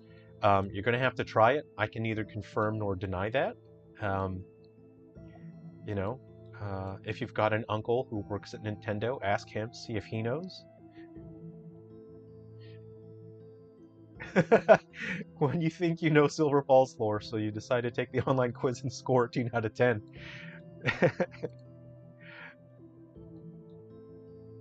That's like, that's all deep cuts. It's just a bunch of deep cuts. But hey, look, you can memorize the answers from the quiz. All right, so I'm thinking about the top path. What I'll do now, I kind of do want this here. Let's go ahead and we'll put that here.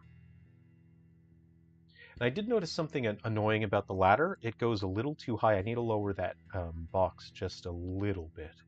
So I just want to make sure I have my prefab. Yep. Okay, and what I'll do is decrease the height on that a little bit. We'll go like that. Okay. And because what happens is the player gets caught on the ladder a little bit, and then they get stuck as they climb up it, and it's just it's not smooth movement. So what I will do is that, and then that lets them hop off the ladder a little bit at the top. There we go.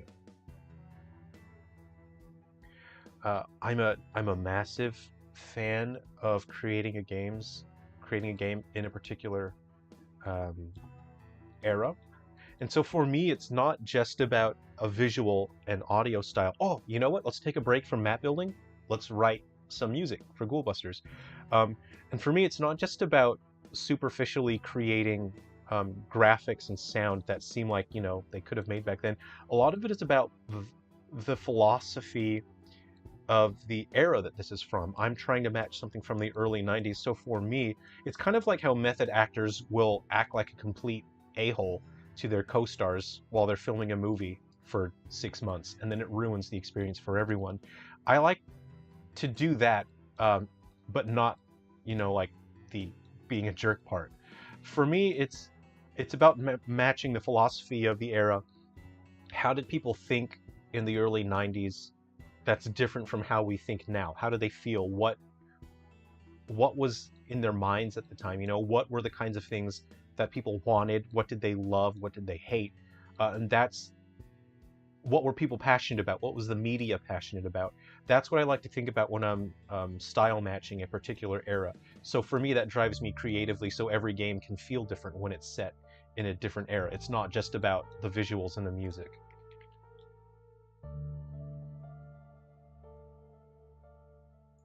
Oh yeah, the bottom screen yeah, that has your special weapons. So your character on the bottom screen is still helping by throwing stuff onto the top screen.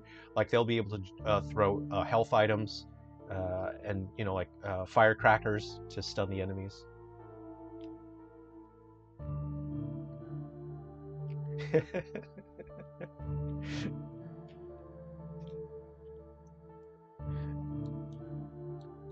Yeah, you know what?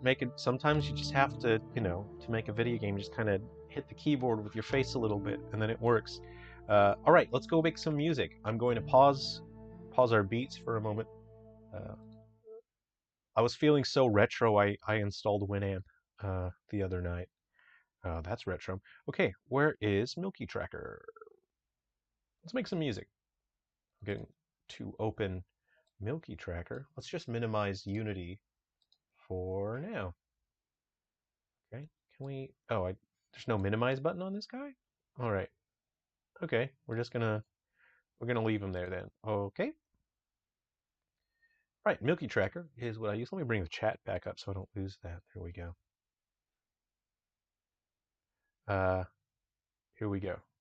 I'm going to open the track data that I did for the title, which is this guy. So we're using Milky Tracker. It's like a visual nightmare. It hurts my brain having to process that, but I assume that's how they did music, you know, decades ago when they needed to write tracker music. So that's just how it is. That's how I'm going to make the soundtrack.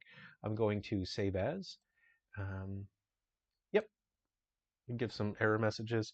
Let's see. Let's throw out everyone in the chat. Give me some words. Just give me some words, and then I'll put it in to the title here. Everyone comment with some words. We'll make a title for this guy. Let's just go ahead and play this, and we'll see. Make sure everything's set up correctly. Here we go.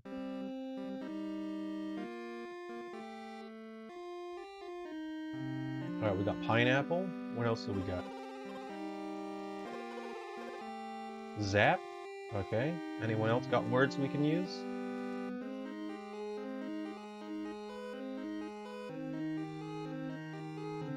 Ancient. Okay, we've got 3 words. We'll take one more word if anyone wants to add in another word. Roger Zong. Okay. All right, we've got pineapple, zap, ancient, and Roger. All right.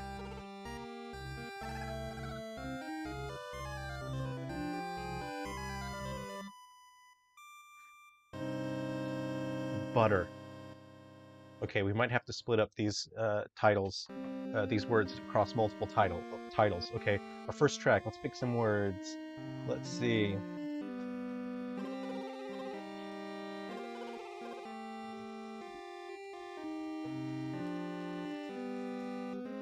All right, we're going to go.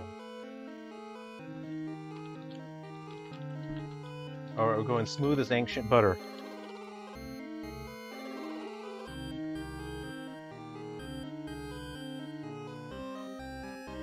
All right, and then we are also going. Yep.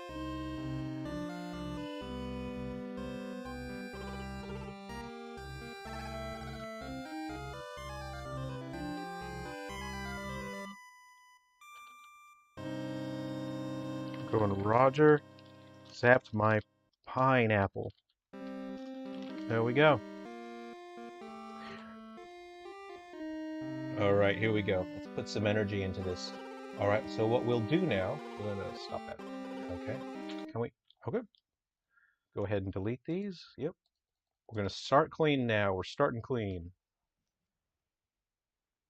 All right, so our first track is Roger Zapped My Pineapple. I feel that's got a bit of like Zombies Ate My Neighbors kind of energy, you know? All right, can we just clean this, or what is this button? Oh, that's clone, not clean. Okay. I'm pretty sure Control Z doesn't work as well. You know what? I want to delete all of this. Here we go. Delete. Does that work? Does that do anything? You know what? I'm just gonna cheat. I'll cut. Okay, here we go. So we got this here.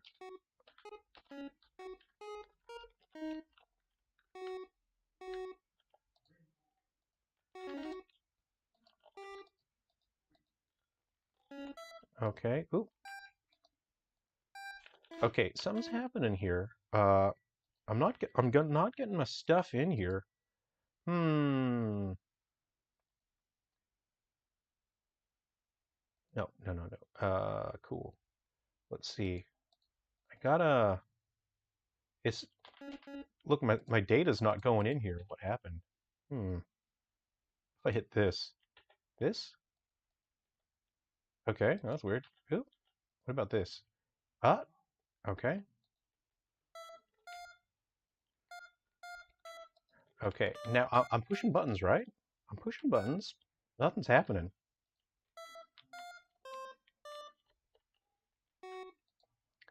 Okay, what I'm gonna do is close this guy and open him again.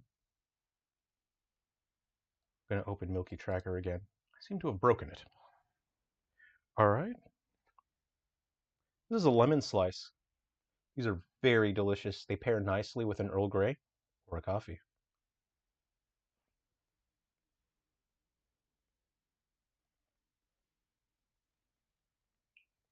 Okay.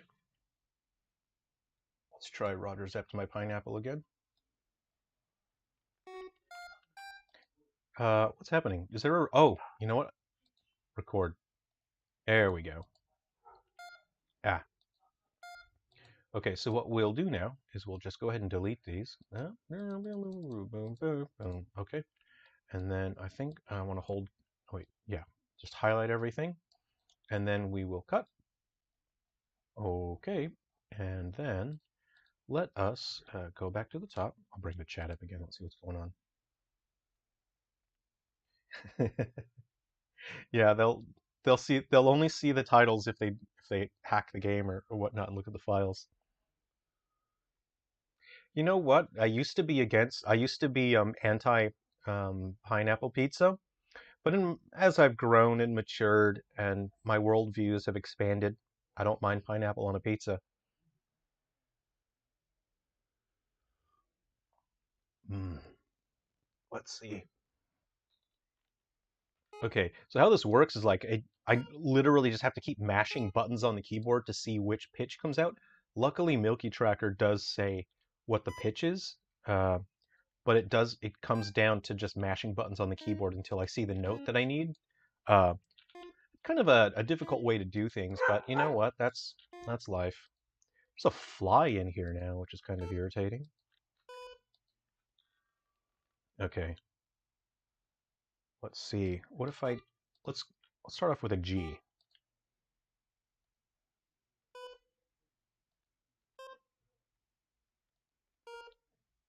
Let's see, G, E sharp. Okay, and then you also have to define the volume here. So what I want to do is I'm having an upward arpeggio right now. So I'll have the volume start, the volume will go up with the arpeggio, and then it'll come back down.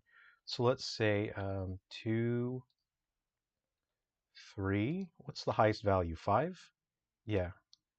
You know what a good arpeggio is? Well, I can't do 3, 4. So I'll write music in 4, 4 here. So bum bum bum bum. So I know that I've got uh, half notes. All that will be a half note. So we'll go. We have G, A sharp, C. Um, so we have C there.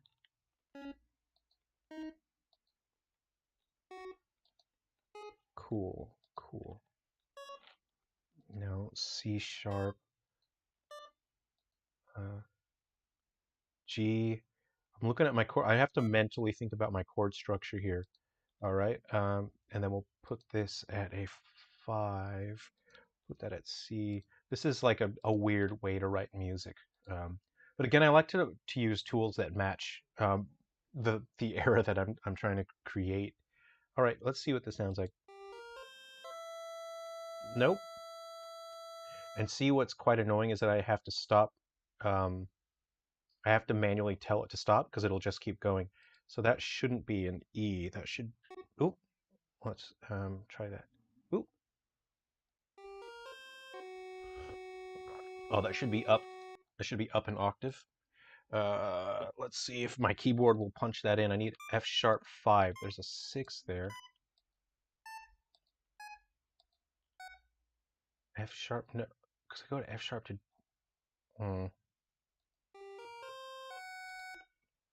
That, I'm not happy with it.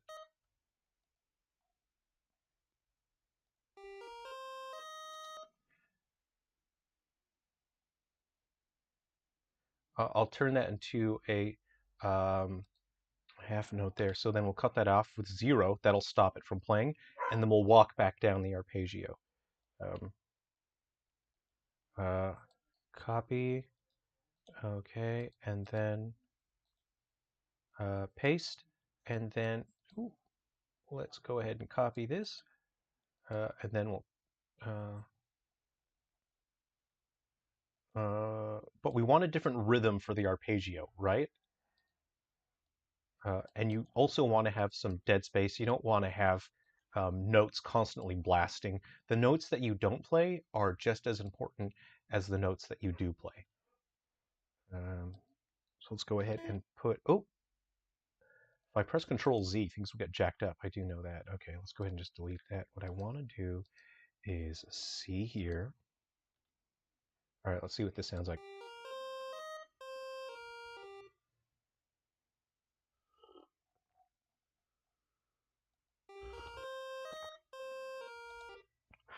I hate it. Cool, I hate it. What we will do now is the rhythm is so dull. Hold on. What we'll do is we'll grab that, we'll walk back down the arpeggio, but farther. Okay? Okay. Okay.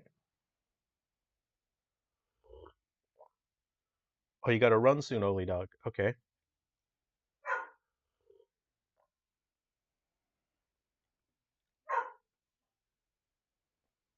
Okay, G.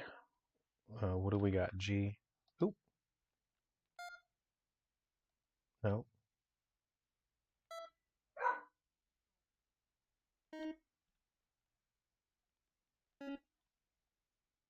Okay, we're on E right now.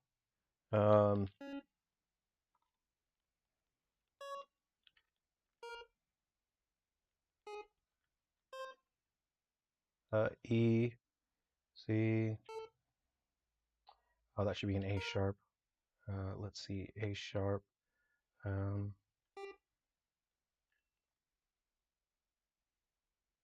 Let's see, where are we?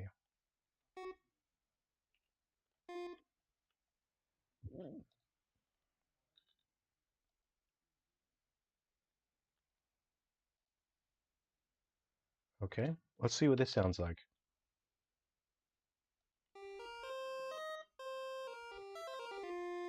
I hate it.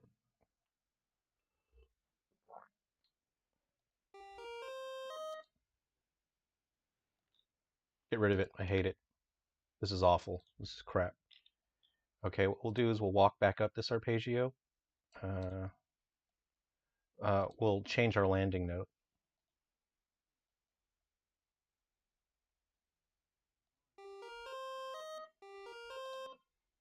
Okay, we want to rest in there. Damn. Okay, yeah, rest on that one. Paste.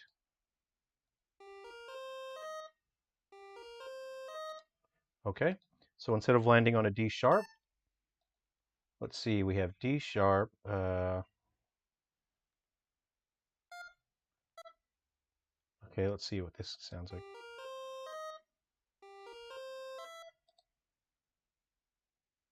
Okay, I think we're getting somewhere. We'll go again, same pattern. We'll land, uh, um, and then we'll bring it back down. Oop.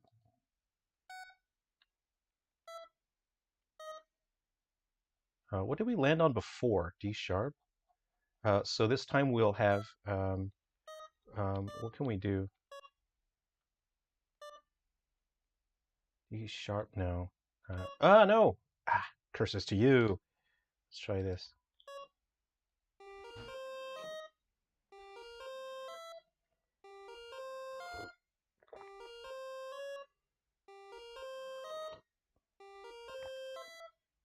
This is in tenor.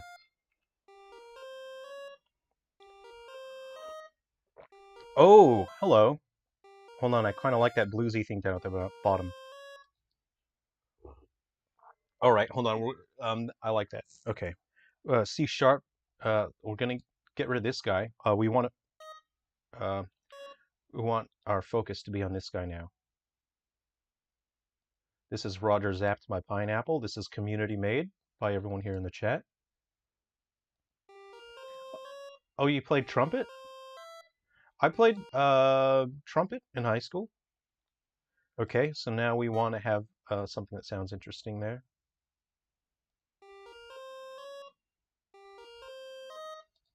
No, we need to build some tension.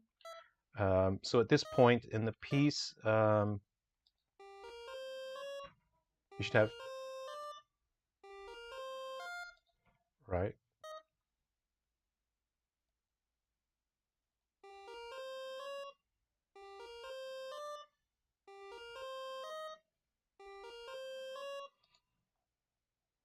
Okay, so this should be higher up. There we go.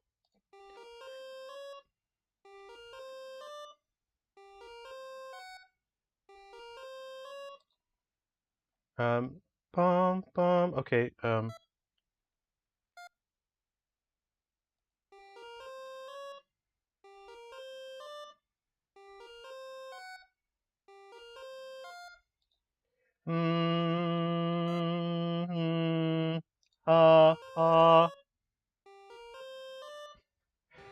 Suber, hey, what's up?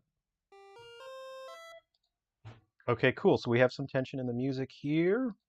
Let's go ahead and get some other sounds in here. What do we got on? Is this my noise channel? Is that what this guy is? So our first, that's a G there. Okay, so he's going to land on that guy. So we'll start there. What can we do on this guy? Can we do, what is that? What does that do? What does that do? No. Um, you need chordic data. So G, A sharp, C. Oop. Okay, so what I want to do is transpose this guy. We're going to go octave down. Pattern? Pattern. Okay, C2 should be fine. Okay, so you want to do, what is it? I can't remember which, I have to manually keep mashing buttons until the thing comes out that I want, which is how you make video games and music.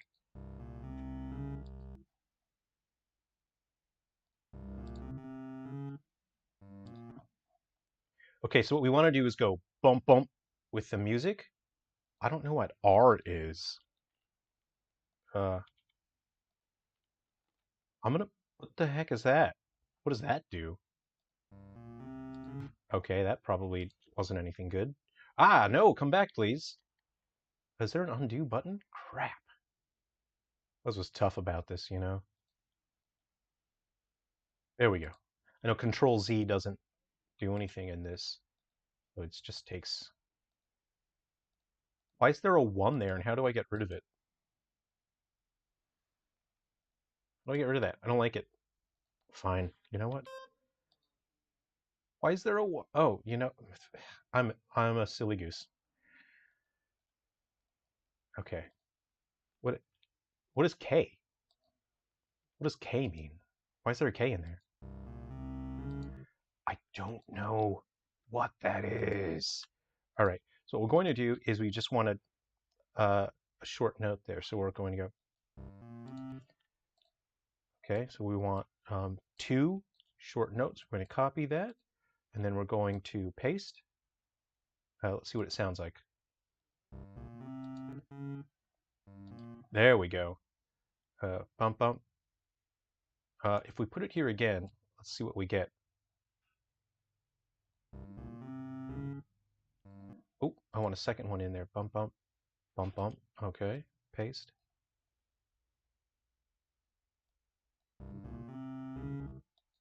There we go. We got some rhythm now. Okay.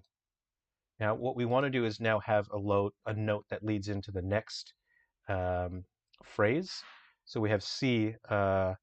So if we have a C sharp in there to lead into that, would be good. So what we'll do is we'll paste this guy into here. We'll can we just clear that? C sharp. We'll just transpose this guy up 1 note pattern. Okay, and then we'll just copy. Oh, crap. No. Just want this one pattern. Please don't do that anymore. Undo. I just want to do the, oh, block, of course. Oh, hold on. I accidentally transposed this. We'll octave up on block and block. Exit, and now it should play properly. Here we go. See it, heard it leading in? Okay, so we'll now copy this chunk again. This is not how I write music for the rest of the soundtrack. I only do this because I want to be able to run this through an actual Game Boy hardware. And the reason I do that, of course, is because it's very important for me to have an authentic mindset and attitude when I'm making games to style match a particular era. All right, let's try this, and then we'll play it.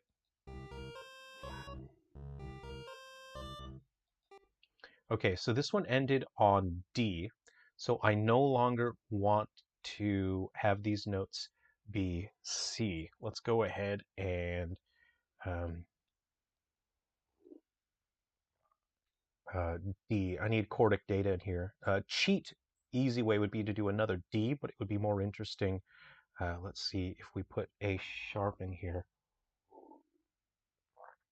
C. Hmm.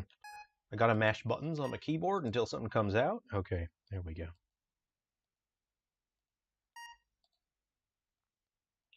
Okay, and we want to octave down the block. C, A. Let's try that. Let's see what this sounds like. Exit. Save.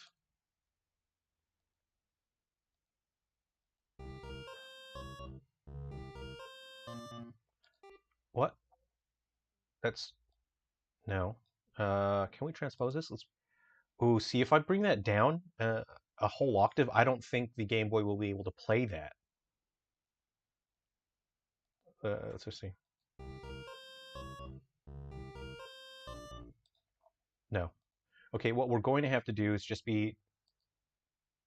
This is where you have to make... you just have to roll with what your limitations. I'm just going to cheat now. I'm going to put a D so it plays the same note as that guy. There we go.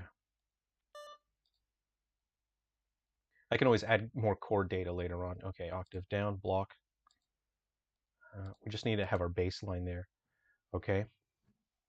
And so when we led in, we used our resolving note. So I will just have to use the resolving note again to get this guy in here. Okay. And I think I'm going to make the bass a little louder. So let's go ahead and copy that. Pardon me.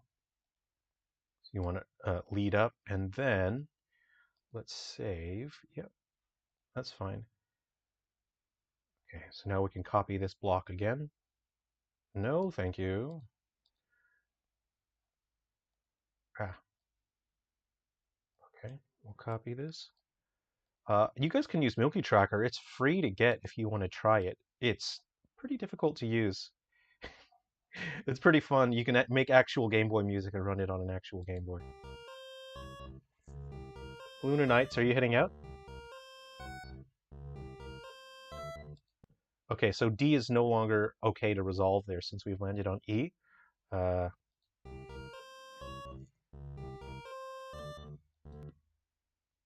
don't like that D there.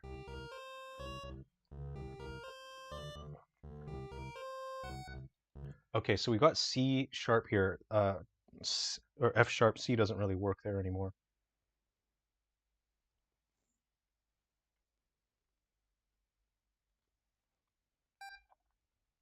F sharp.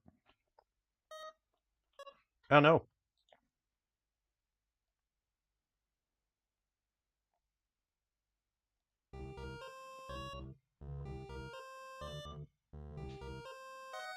No.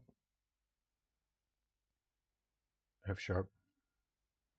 I like to have dissonance to build tension, especially in these tracks, because it's not, it's not classical music. It's a video game soundtrack. It's more about building a mood. Let's see here.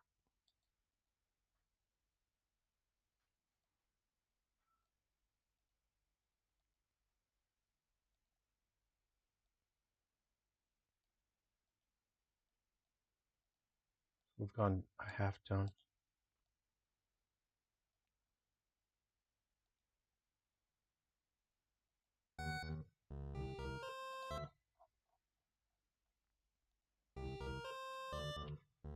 Cool.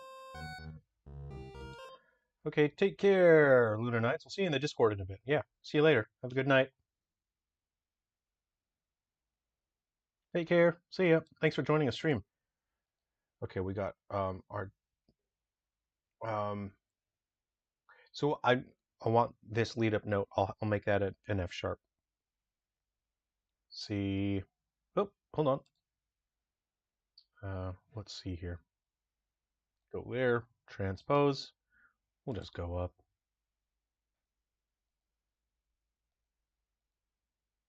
F sharp.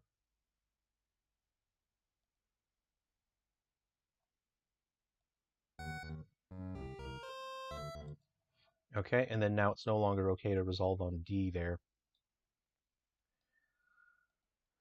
Let's see if we've got E. What have we got? We had it. What have we got in here?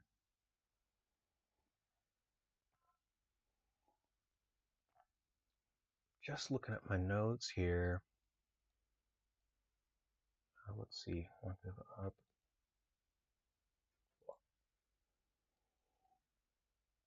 Oh no! I didn't want a whole octave. Just single note. All right, we got E. Let's go back to F sharp. No! Ah, curses.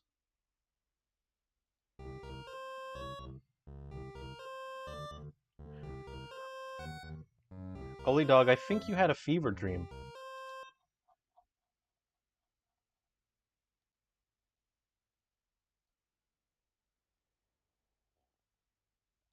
Transpose will go up one note. Okay, let's resolve that on an F sharp and see how it sounds.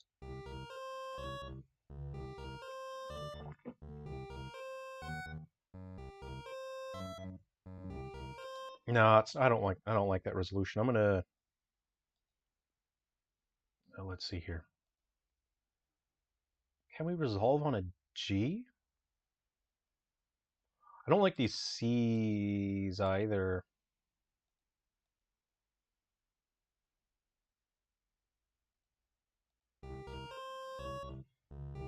You're in the Matrix. I hate to tell you that.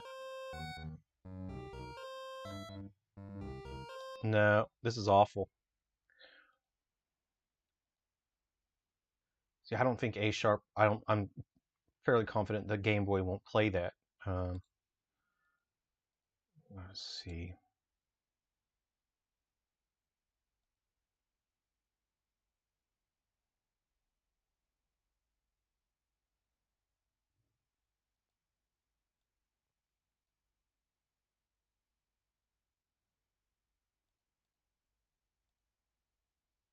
An A sharp there. Okay.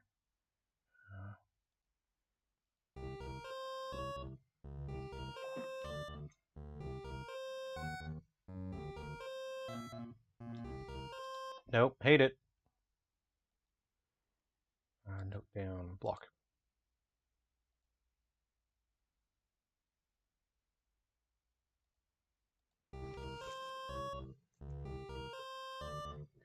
Ghoul Busters will run on the original 3DS, yeah.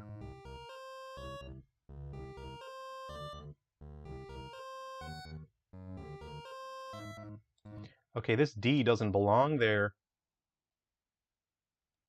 Down a note. Block, C sharp. Yeah, no, I'm gonna... Let's see here.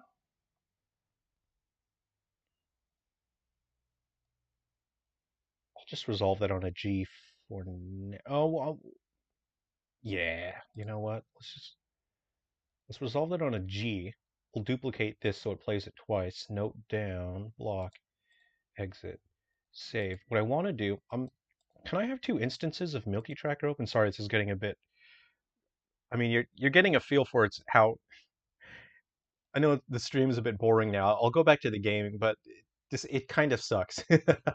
Using a sequencer to write music kind of sucks. It's very slow. It's repetitive. Uh, and it's not like I can't write music the way that I would uh, musically. Okay, I'm looking at my Ghoul Busters. I just want to get that cool effect where the music has that cool sound. How do I make it happen?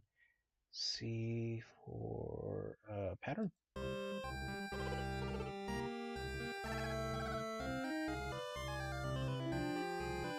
Oh, is that it? Yeah, it's 0 in the beginning. Okay. Okay. How do I stop now? Please stop. Okay. Let's go ahead and use our second track here. So what we'll do is in the rest, we'll put a different instrument in the rest. How about that? So we've resolved on a C. Let's use our okay. So I have a lead in note. I'm just going to mash buttons until the one that I need comes out. Okay, so I'm looking at my registers. We've got a bass register. We've got something higher up. I'm going to transpose this down. Block. Oop. Block. So I'm in 4 and 5. I want to lower that to a 3 so we fill in a different part of the sound space now. I want to put 0 there. Please undo that. How did I... Is that O? But I... 0. What's happening here?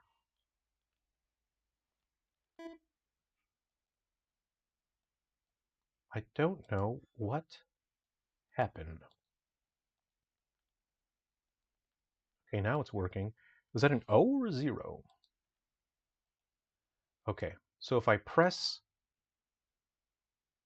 O, it changes the note. What about 0 here on the number pad? Then how do I do that? Was it capital O? Nope. 0. Look, I'm looking at the other Milky Tracker, right? Right? That's a 0 in there. How do I get that in there? Can I paste it like that? Am I allowed to do that or no? It does not work like that. No, it didn't work like that. Okay. How do I... Well, it works in this Milky Tracker. I push 0. How does that get in there?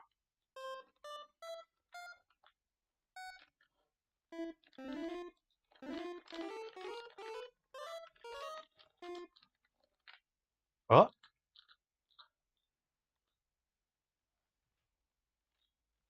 I got to get that in there somehow. I'm going to push buttons until it works. I'm doing it. I'm doing the joke from last night, except it's for real now. I'm doing the joke, but it's not a joke anymore. I'm actually just mashing buttons on my keyboard until the thing I want happens. Nope. That's not what I want. That's not what I want. What if I enter 0 and press enter? I'm destroying this track? I don't know how to get a 0 in there anymore. Slash, maybe? Let's try some of these parentheses, fellas. I can't get a 0 to show up in there, and I don't know how. How do I make that a 0? What? I'm pushing buttons, man. What is happening? I'm not getting the thing that I want. Can I? What if I don't want to push some F buttons. I don't want to mess it up. What is happening? How do I need to adjust my air conditioner here. Just a moment. Some heat's coming out.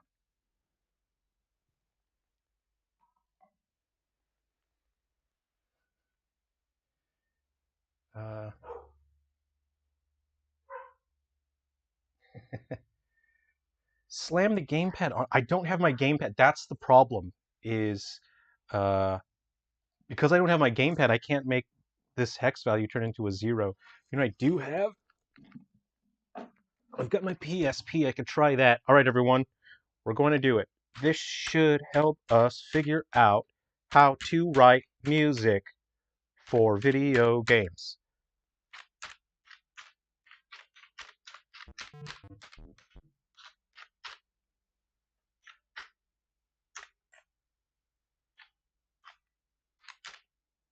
I had an 8 in there. How did I get...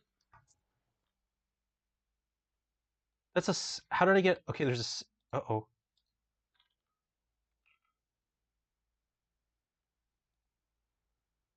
What if I put a 1 in there? Uh-oh. That's like a forever. Okay. All right. That one made it play a note forever, which is probably bad. Let's put like a 1 in there. What is that? Uh-oh. One of these is making it play a note forever, which is bad. Let's go ahead and get rid of that.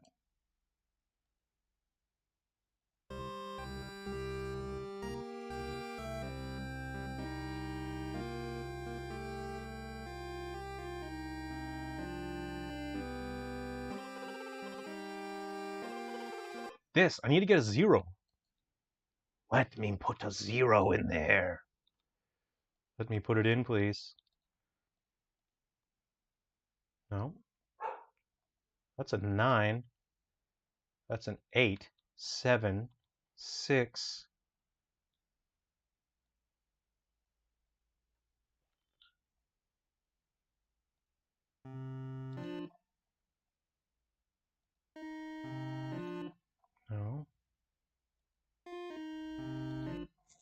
Guys, am I going insane? How come I can't put a 0 in there? What's wrong with me?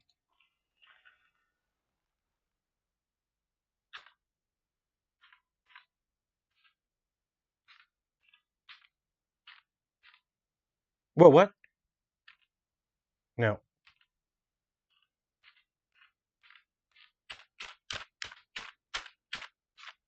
I'm not seeing any zeros.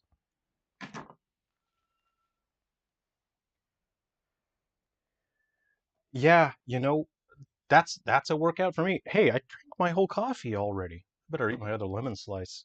All right, let me just I I pushed every button on my keyboard, I'm telling you. Oh, I did something. Hmm.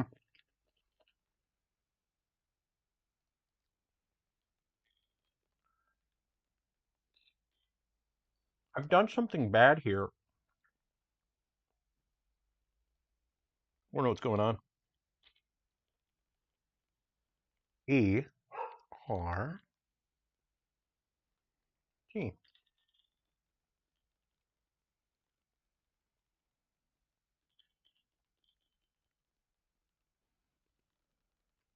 P. What have I done? That's not it. I cursed myself? I don't know. I want to.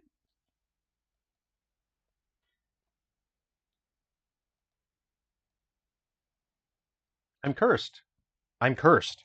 I'm actually cursed. This isn't working anymore. Don't know what I've done.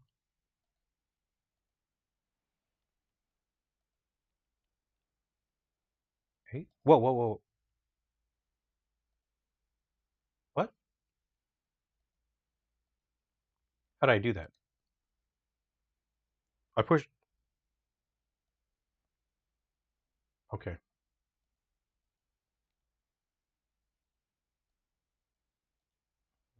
Cut. Hey. Yeah. All right. Whoa. I don't know what I did. Pushed. I, okay. I don't know if that's because I put a 0 that says 8. Let me see what sound this makes. Yeah. Cool. I don't. I need to change that number though. 7. Okay. No. Undo. Did I do it? I guess I did it.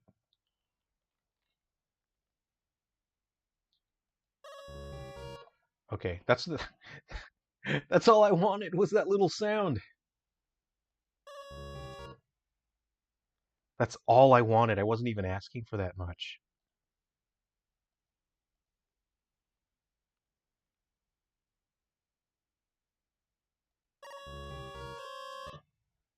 Okay. We did it, everyone. We did it. We've done it. And all it took was I ate a lemon slice and then it worked. So that plays it for one note. So I want to lead in with that. I'm just going to copy this guy. Oh, right. I want to transpose this now. Okay. Octave down. Go to a block. And then we'll play on C3 since we have 4 and 5 here. I want to fill in a different... Sorry, everyone. I don't know why that took so long, but we finally did it. Okay. I pushed 8 on the... I highlighted that I pushed 8.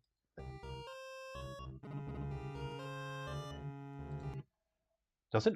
Oh, I really have to manually stop the sound? Okay, that's what they want. Play song. Okay, so actually I might need to transpose these octave up because that sounds a little too deep now. Oh, because that's C5, so C4 would be an octave down. Here we go.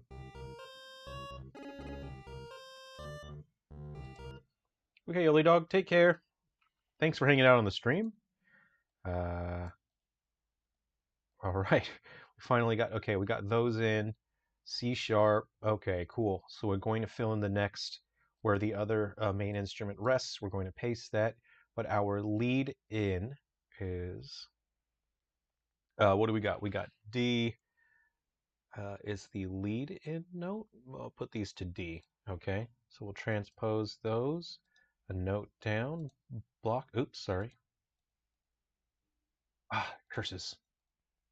Note up, block. See if that works. Exit.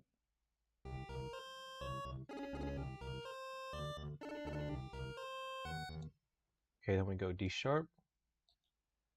Paste. All right. Those say D sharps who are going D sharp. Octave up, block. There we go. And then what, we got G there? Oh no, that's in the wrong spot. That should be cut. That should be here, shouldn't it?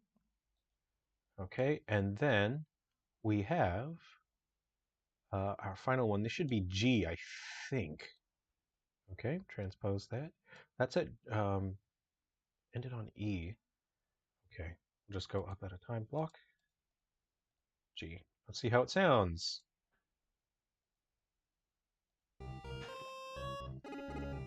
See ya, Oli Dog.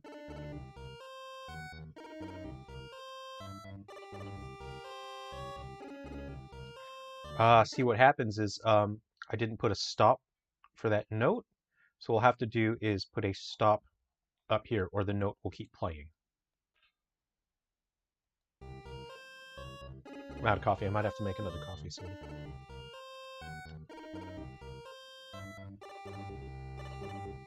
I don't really like that pattern. I'm listening to it.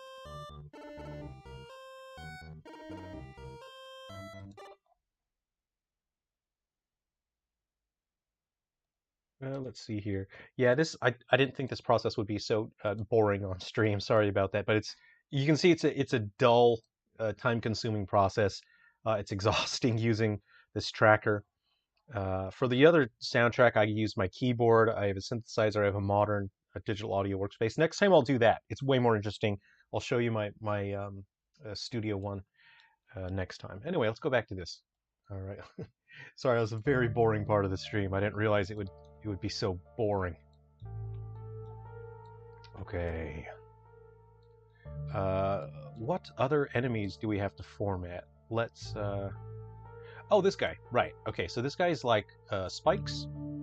He'll be another insta-kill enemy. Let's go ahead and grab him. We'll put him in our sprite sheet for our enemies. Yeah, thanks. You know what? I'll work on the track some more, and then I'll upload the track when it's finished, and then you'll hear where after you spend some time, you'll see how it turns out. But it takes quite a bit of time to get tracks sounding just right. Okay. Okay. I'll select similar. Delete those, and then of course I can animate this guy later. I'm gonna leave a. No, I know that I don't really want to animate that guy, so I'm just going to put some placeholders here because I know that I do want to animate this guy. Okay, and he'll be an insta-kill enemy, so those are placeholder animations. I can change the pixel art later. I'm going to save this as a PNG file. Let's see here. Yep. Okay, I'll just copy this across now. I've got my... Make sure that's it. Up to... Nope, that's the wrong sheet. Where is it? This one? Cool. Let's copy that, and then we'll put it back into Unity. Let's find our sprite sheet. Click on this guy.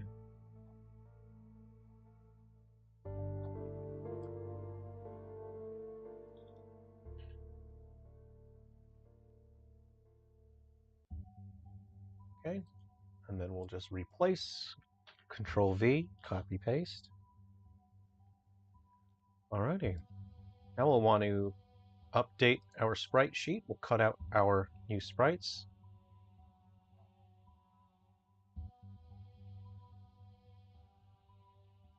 Right, you can see we got our new guys in there. So we'll go to our sprite editor. We'll hit the slice button. Oh, I didn't want automatic. I want by cell size, which is 32 by 32. Slice it and apply. All right, we have access to our dudes there. Let us pick. Okay, this is our worms guy. We'll duplicate him. And I don't want any of this in this level. Like he'll show up in the next level probably. But what we want to do is just make sure that the graphics work all right. Let's go ahead and pick that and this guy. There we go. We'll create his logic here. Okay, let's call him a trap for now, a little placeholder. And the damage caused will be 99. Set force is going to be 0, -3. All right, so this guy's just going to do a ton of damage. My sprite's a little off center. I'm going to center that. And I'm going to adjust the damage box so it is like that. There we go. And I'll lower it a little so you can just barely jump over them. How about that? Actually, no. Like this here. All right. For now, let's disable the animator so it doesn't change our sprite. We're going to create a new prefab. What I'll do now is we will drag this. Oh, what if there was a giant version of this guy? That would be terrifying. What we'll do now is we'll bring him back to the beginning. We'll test it on the human. This will be an insta-kill enemy. Okay, this guy, we can get rid of this guy for now. We'll just delete him. He shouldn't be there anyway. Okay, and let's save and run it.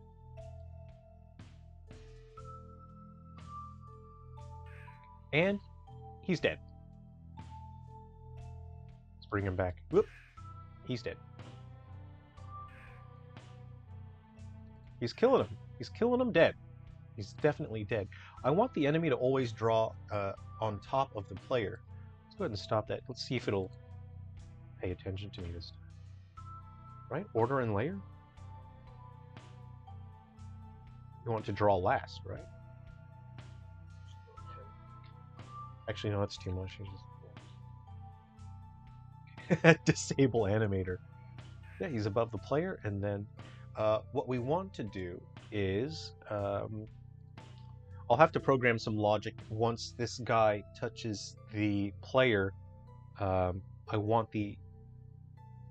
Oh, how about this? I'll program it now. I'll show you some programming. There we go. So we have damage on touch, right? We're going to open this in a script.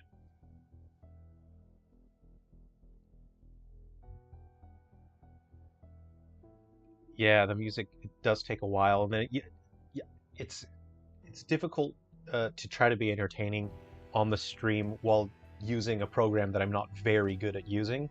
It just strains my brain. So let's see, damage on touch. What I will do now, so there's a little bit of programming. I'm going to go public component, and I'm going to say component to disable on hit, right? Okay, I want to copy that.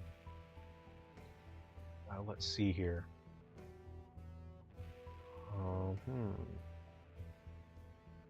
Collider, collide with damageable. Let's see,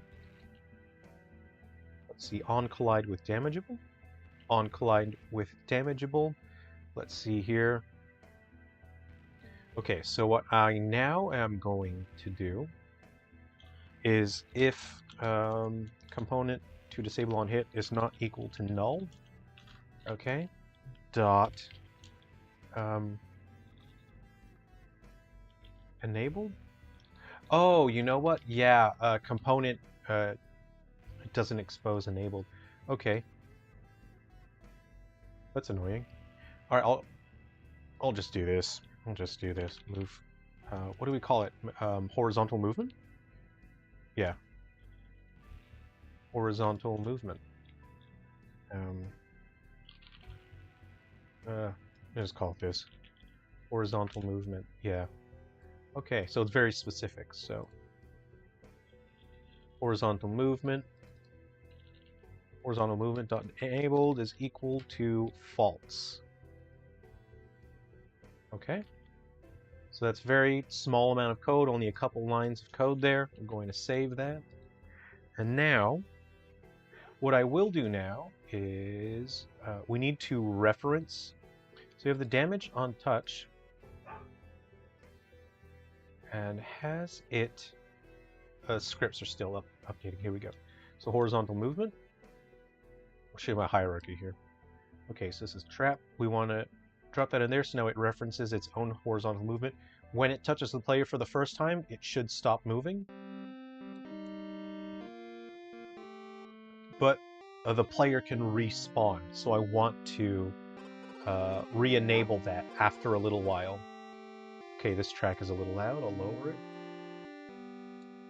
So go back to that, yeah. Okay. Now we want to go re-enable movement. Okay. And what we will do is we'll cancel invoke. I always put cancel invokes before an invoke, because if you get repeating invokes, you can have major problems. All right. You want to invoke. Let's say after 2 seconds. No, after 3 seconds, it'll start moving again. Yeah. Just copy that. Oh, I don't know what happened. Okay, hold on. Just paste it in there, get rid of that. Okay, true, there we go. So it'll re-enable movement. So now, if we run it, after touching the player, it should stop moving, and then after 3 seconds, it'll start moving again. And let's go ahead and let's make it so it's a bit harder to hit the player. All right, we're saving it, and then we're running it. Let's see what happens.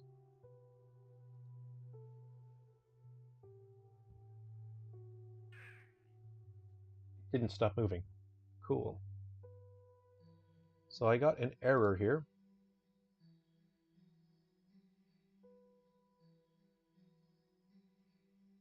I'm going to run it again and see what that error was.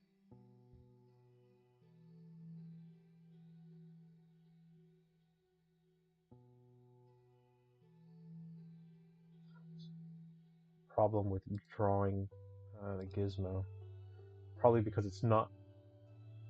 That makes no sense. Anyway, I'm just going to ignore that for now. It's not that important. I'll fix it later. This guy, why doesn't this guy want to work?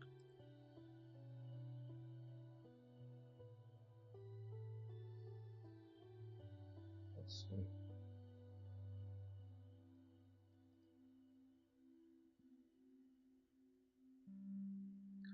Collide with damageable.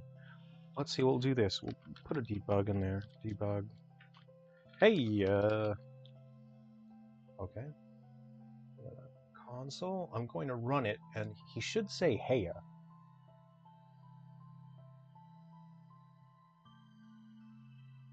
It's not my problem. Oops.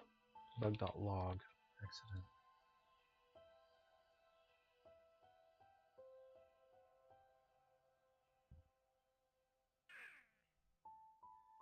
Let me see here. So did he say...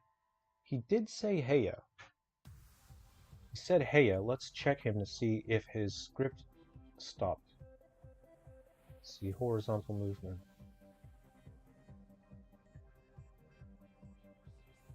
So it didn't stop moving. Horizontal movement didn't stop. It should have worked. I'm just going to manually disable, see what happens. Yeah, it can be pretty complicated. And this is like a simple thing. So what's happening is it's still... Is it AI walk? It might be AI walk. Yeah, I did the wrong thing. It should be AI walk.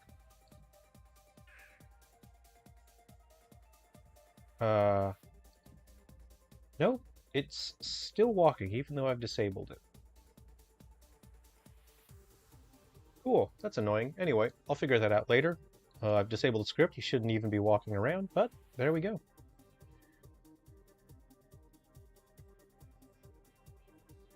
Very annoying.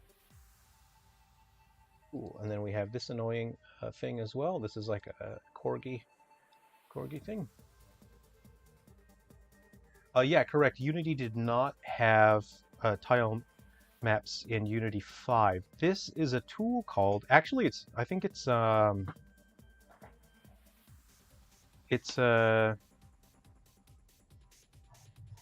deprecated. I don't think that it's supported anymore. It's actually, I couldn't find it to download it anymore. Let me see if I can get the name here. Oh, my dog. He just wants some food. Okay. Tile. I don't know what it's called. It's just called a generic tile set editor. As you can see here.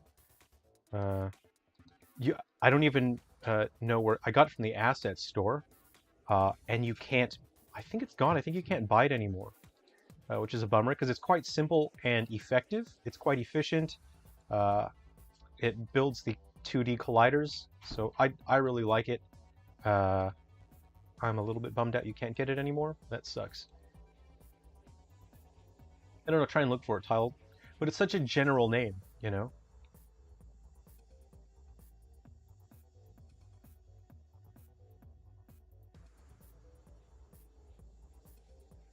All right, let's go ahead and do a little bit of level work. We got stuff floating around. What we'll do now is grab one of these. This is a one-way platform. You can jump up through it. So the idea is, I'll put this here. You can do... I'm sort of looking at it. I don't want the player to be able to reach there from there.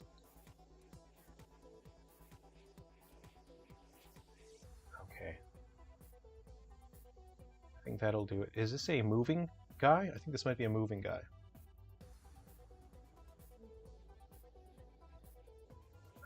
One way. No, this is a solid piece. I need some moving ones. I'm going to grab...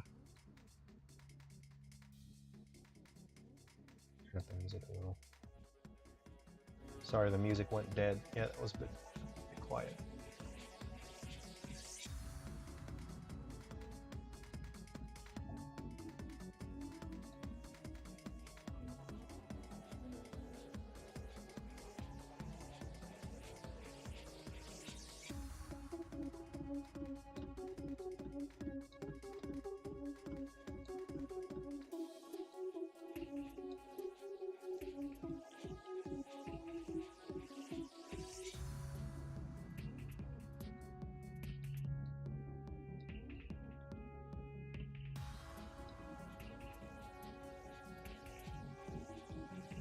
And here's what I like to do. I'll do this. So that if the player jumps back over here, they'll be able to get some stuff.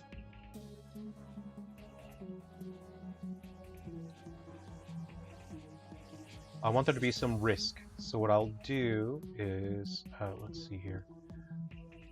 I still haven't fully populated this area yet, but I'll put this guy here to make things complicated. I'll duplicate him.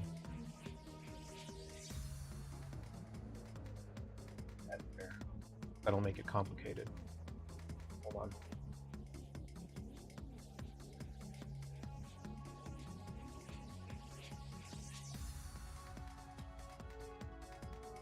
I'm going to put some items here later as well.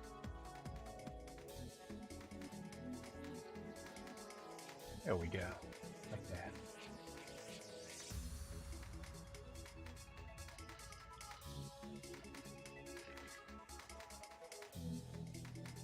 Yeah, Simon, no worries. I'll see. I'm trying to find it in my project. I'm not seeing it. Let me check my window. Yeah, it's just called Tileset Editor. That's just what it's called. Let's see. But I don't know. Send me a DM. Send me a DM if you can't find it. And I'll see if I can help you out because I really like this tileset editor, and it does automatically update the colliders as well, which is extremely convenient.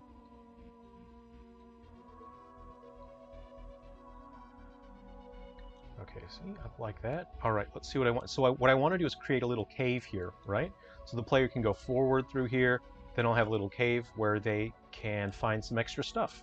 I could put like a breakable wall, and then the player can find cool rewards for exploring. So what I'll do is I'll put that there. Yeah, let's make some space for exploring here. Yeah. And then we'll do this like a cool downward slope. What we'll do is do some of that.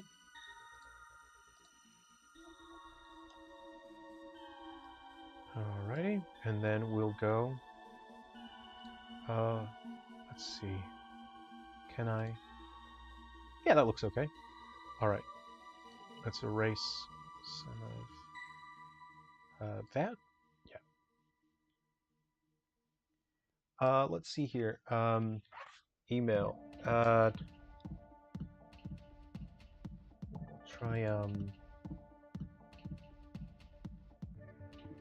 I don't know. Try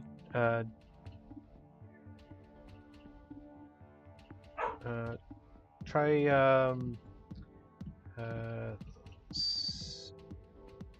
Silver Falls game at Gmail. That's our social media thing. Try that. So it's Silver Falls game. That's one word. At Gmail. If you can't find it, let me know. Oh, there's another. See, there's two tiles here that I haven't painted. I don't. Oh, I'll move. These I need to paint two tiles to have a corner pixels there for transition. We'll do that later. It's no big deal.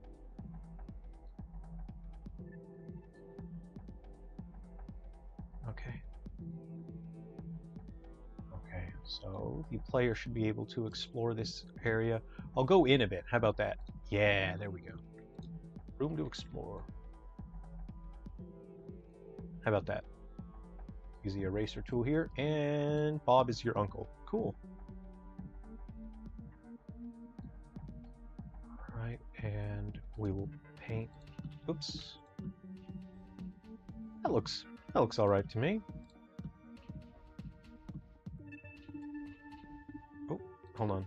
We need another. There we go.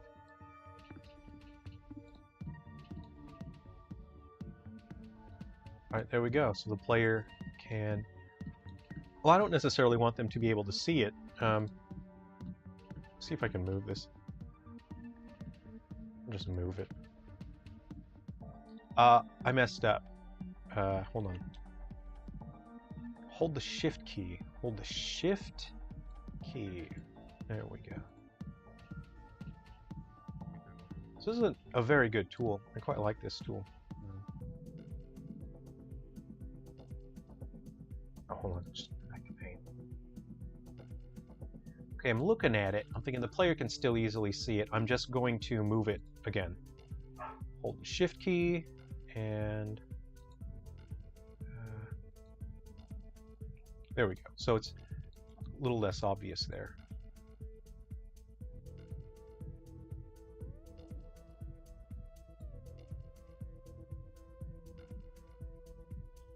Thanks, Simon. Yeah, cheers.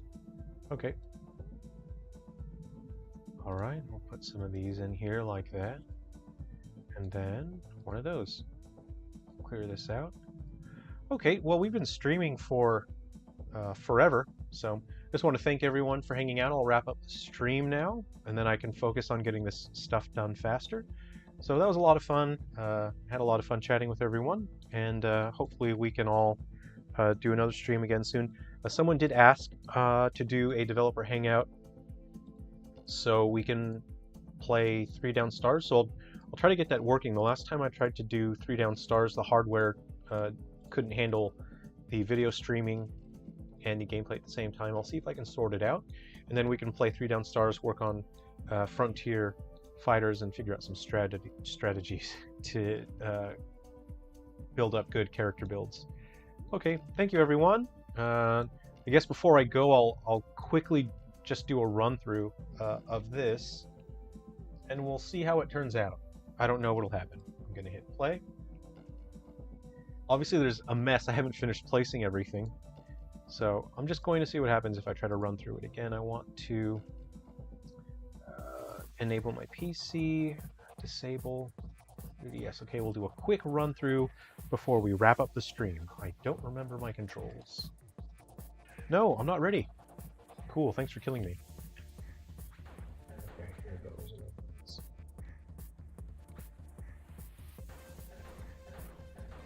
Please die. Oop. I'm gonna make it. Oh man, this guy. Ah, this is where it's useful to have a projectile. Oh yeah, I can aim it. I forgot.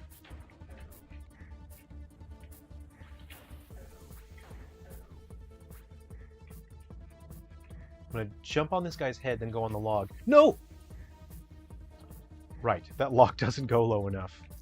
Okay, anyway, thanks for hanging out, everyone. We'll do another stream again sometime soon. Take care of yourselves, and then we'll see you all again soon. Thank you again for hanging out. We'll see you next time. Cheers.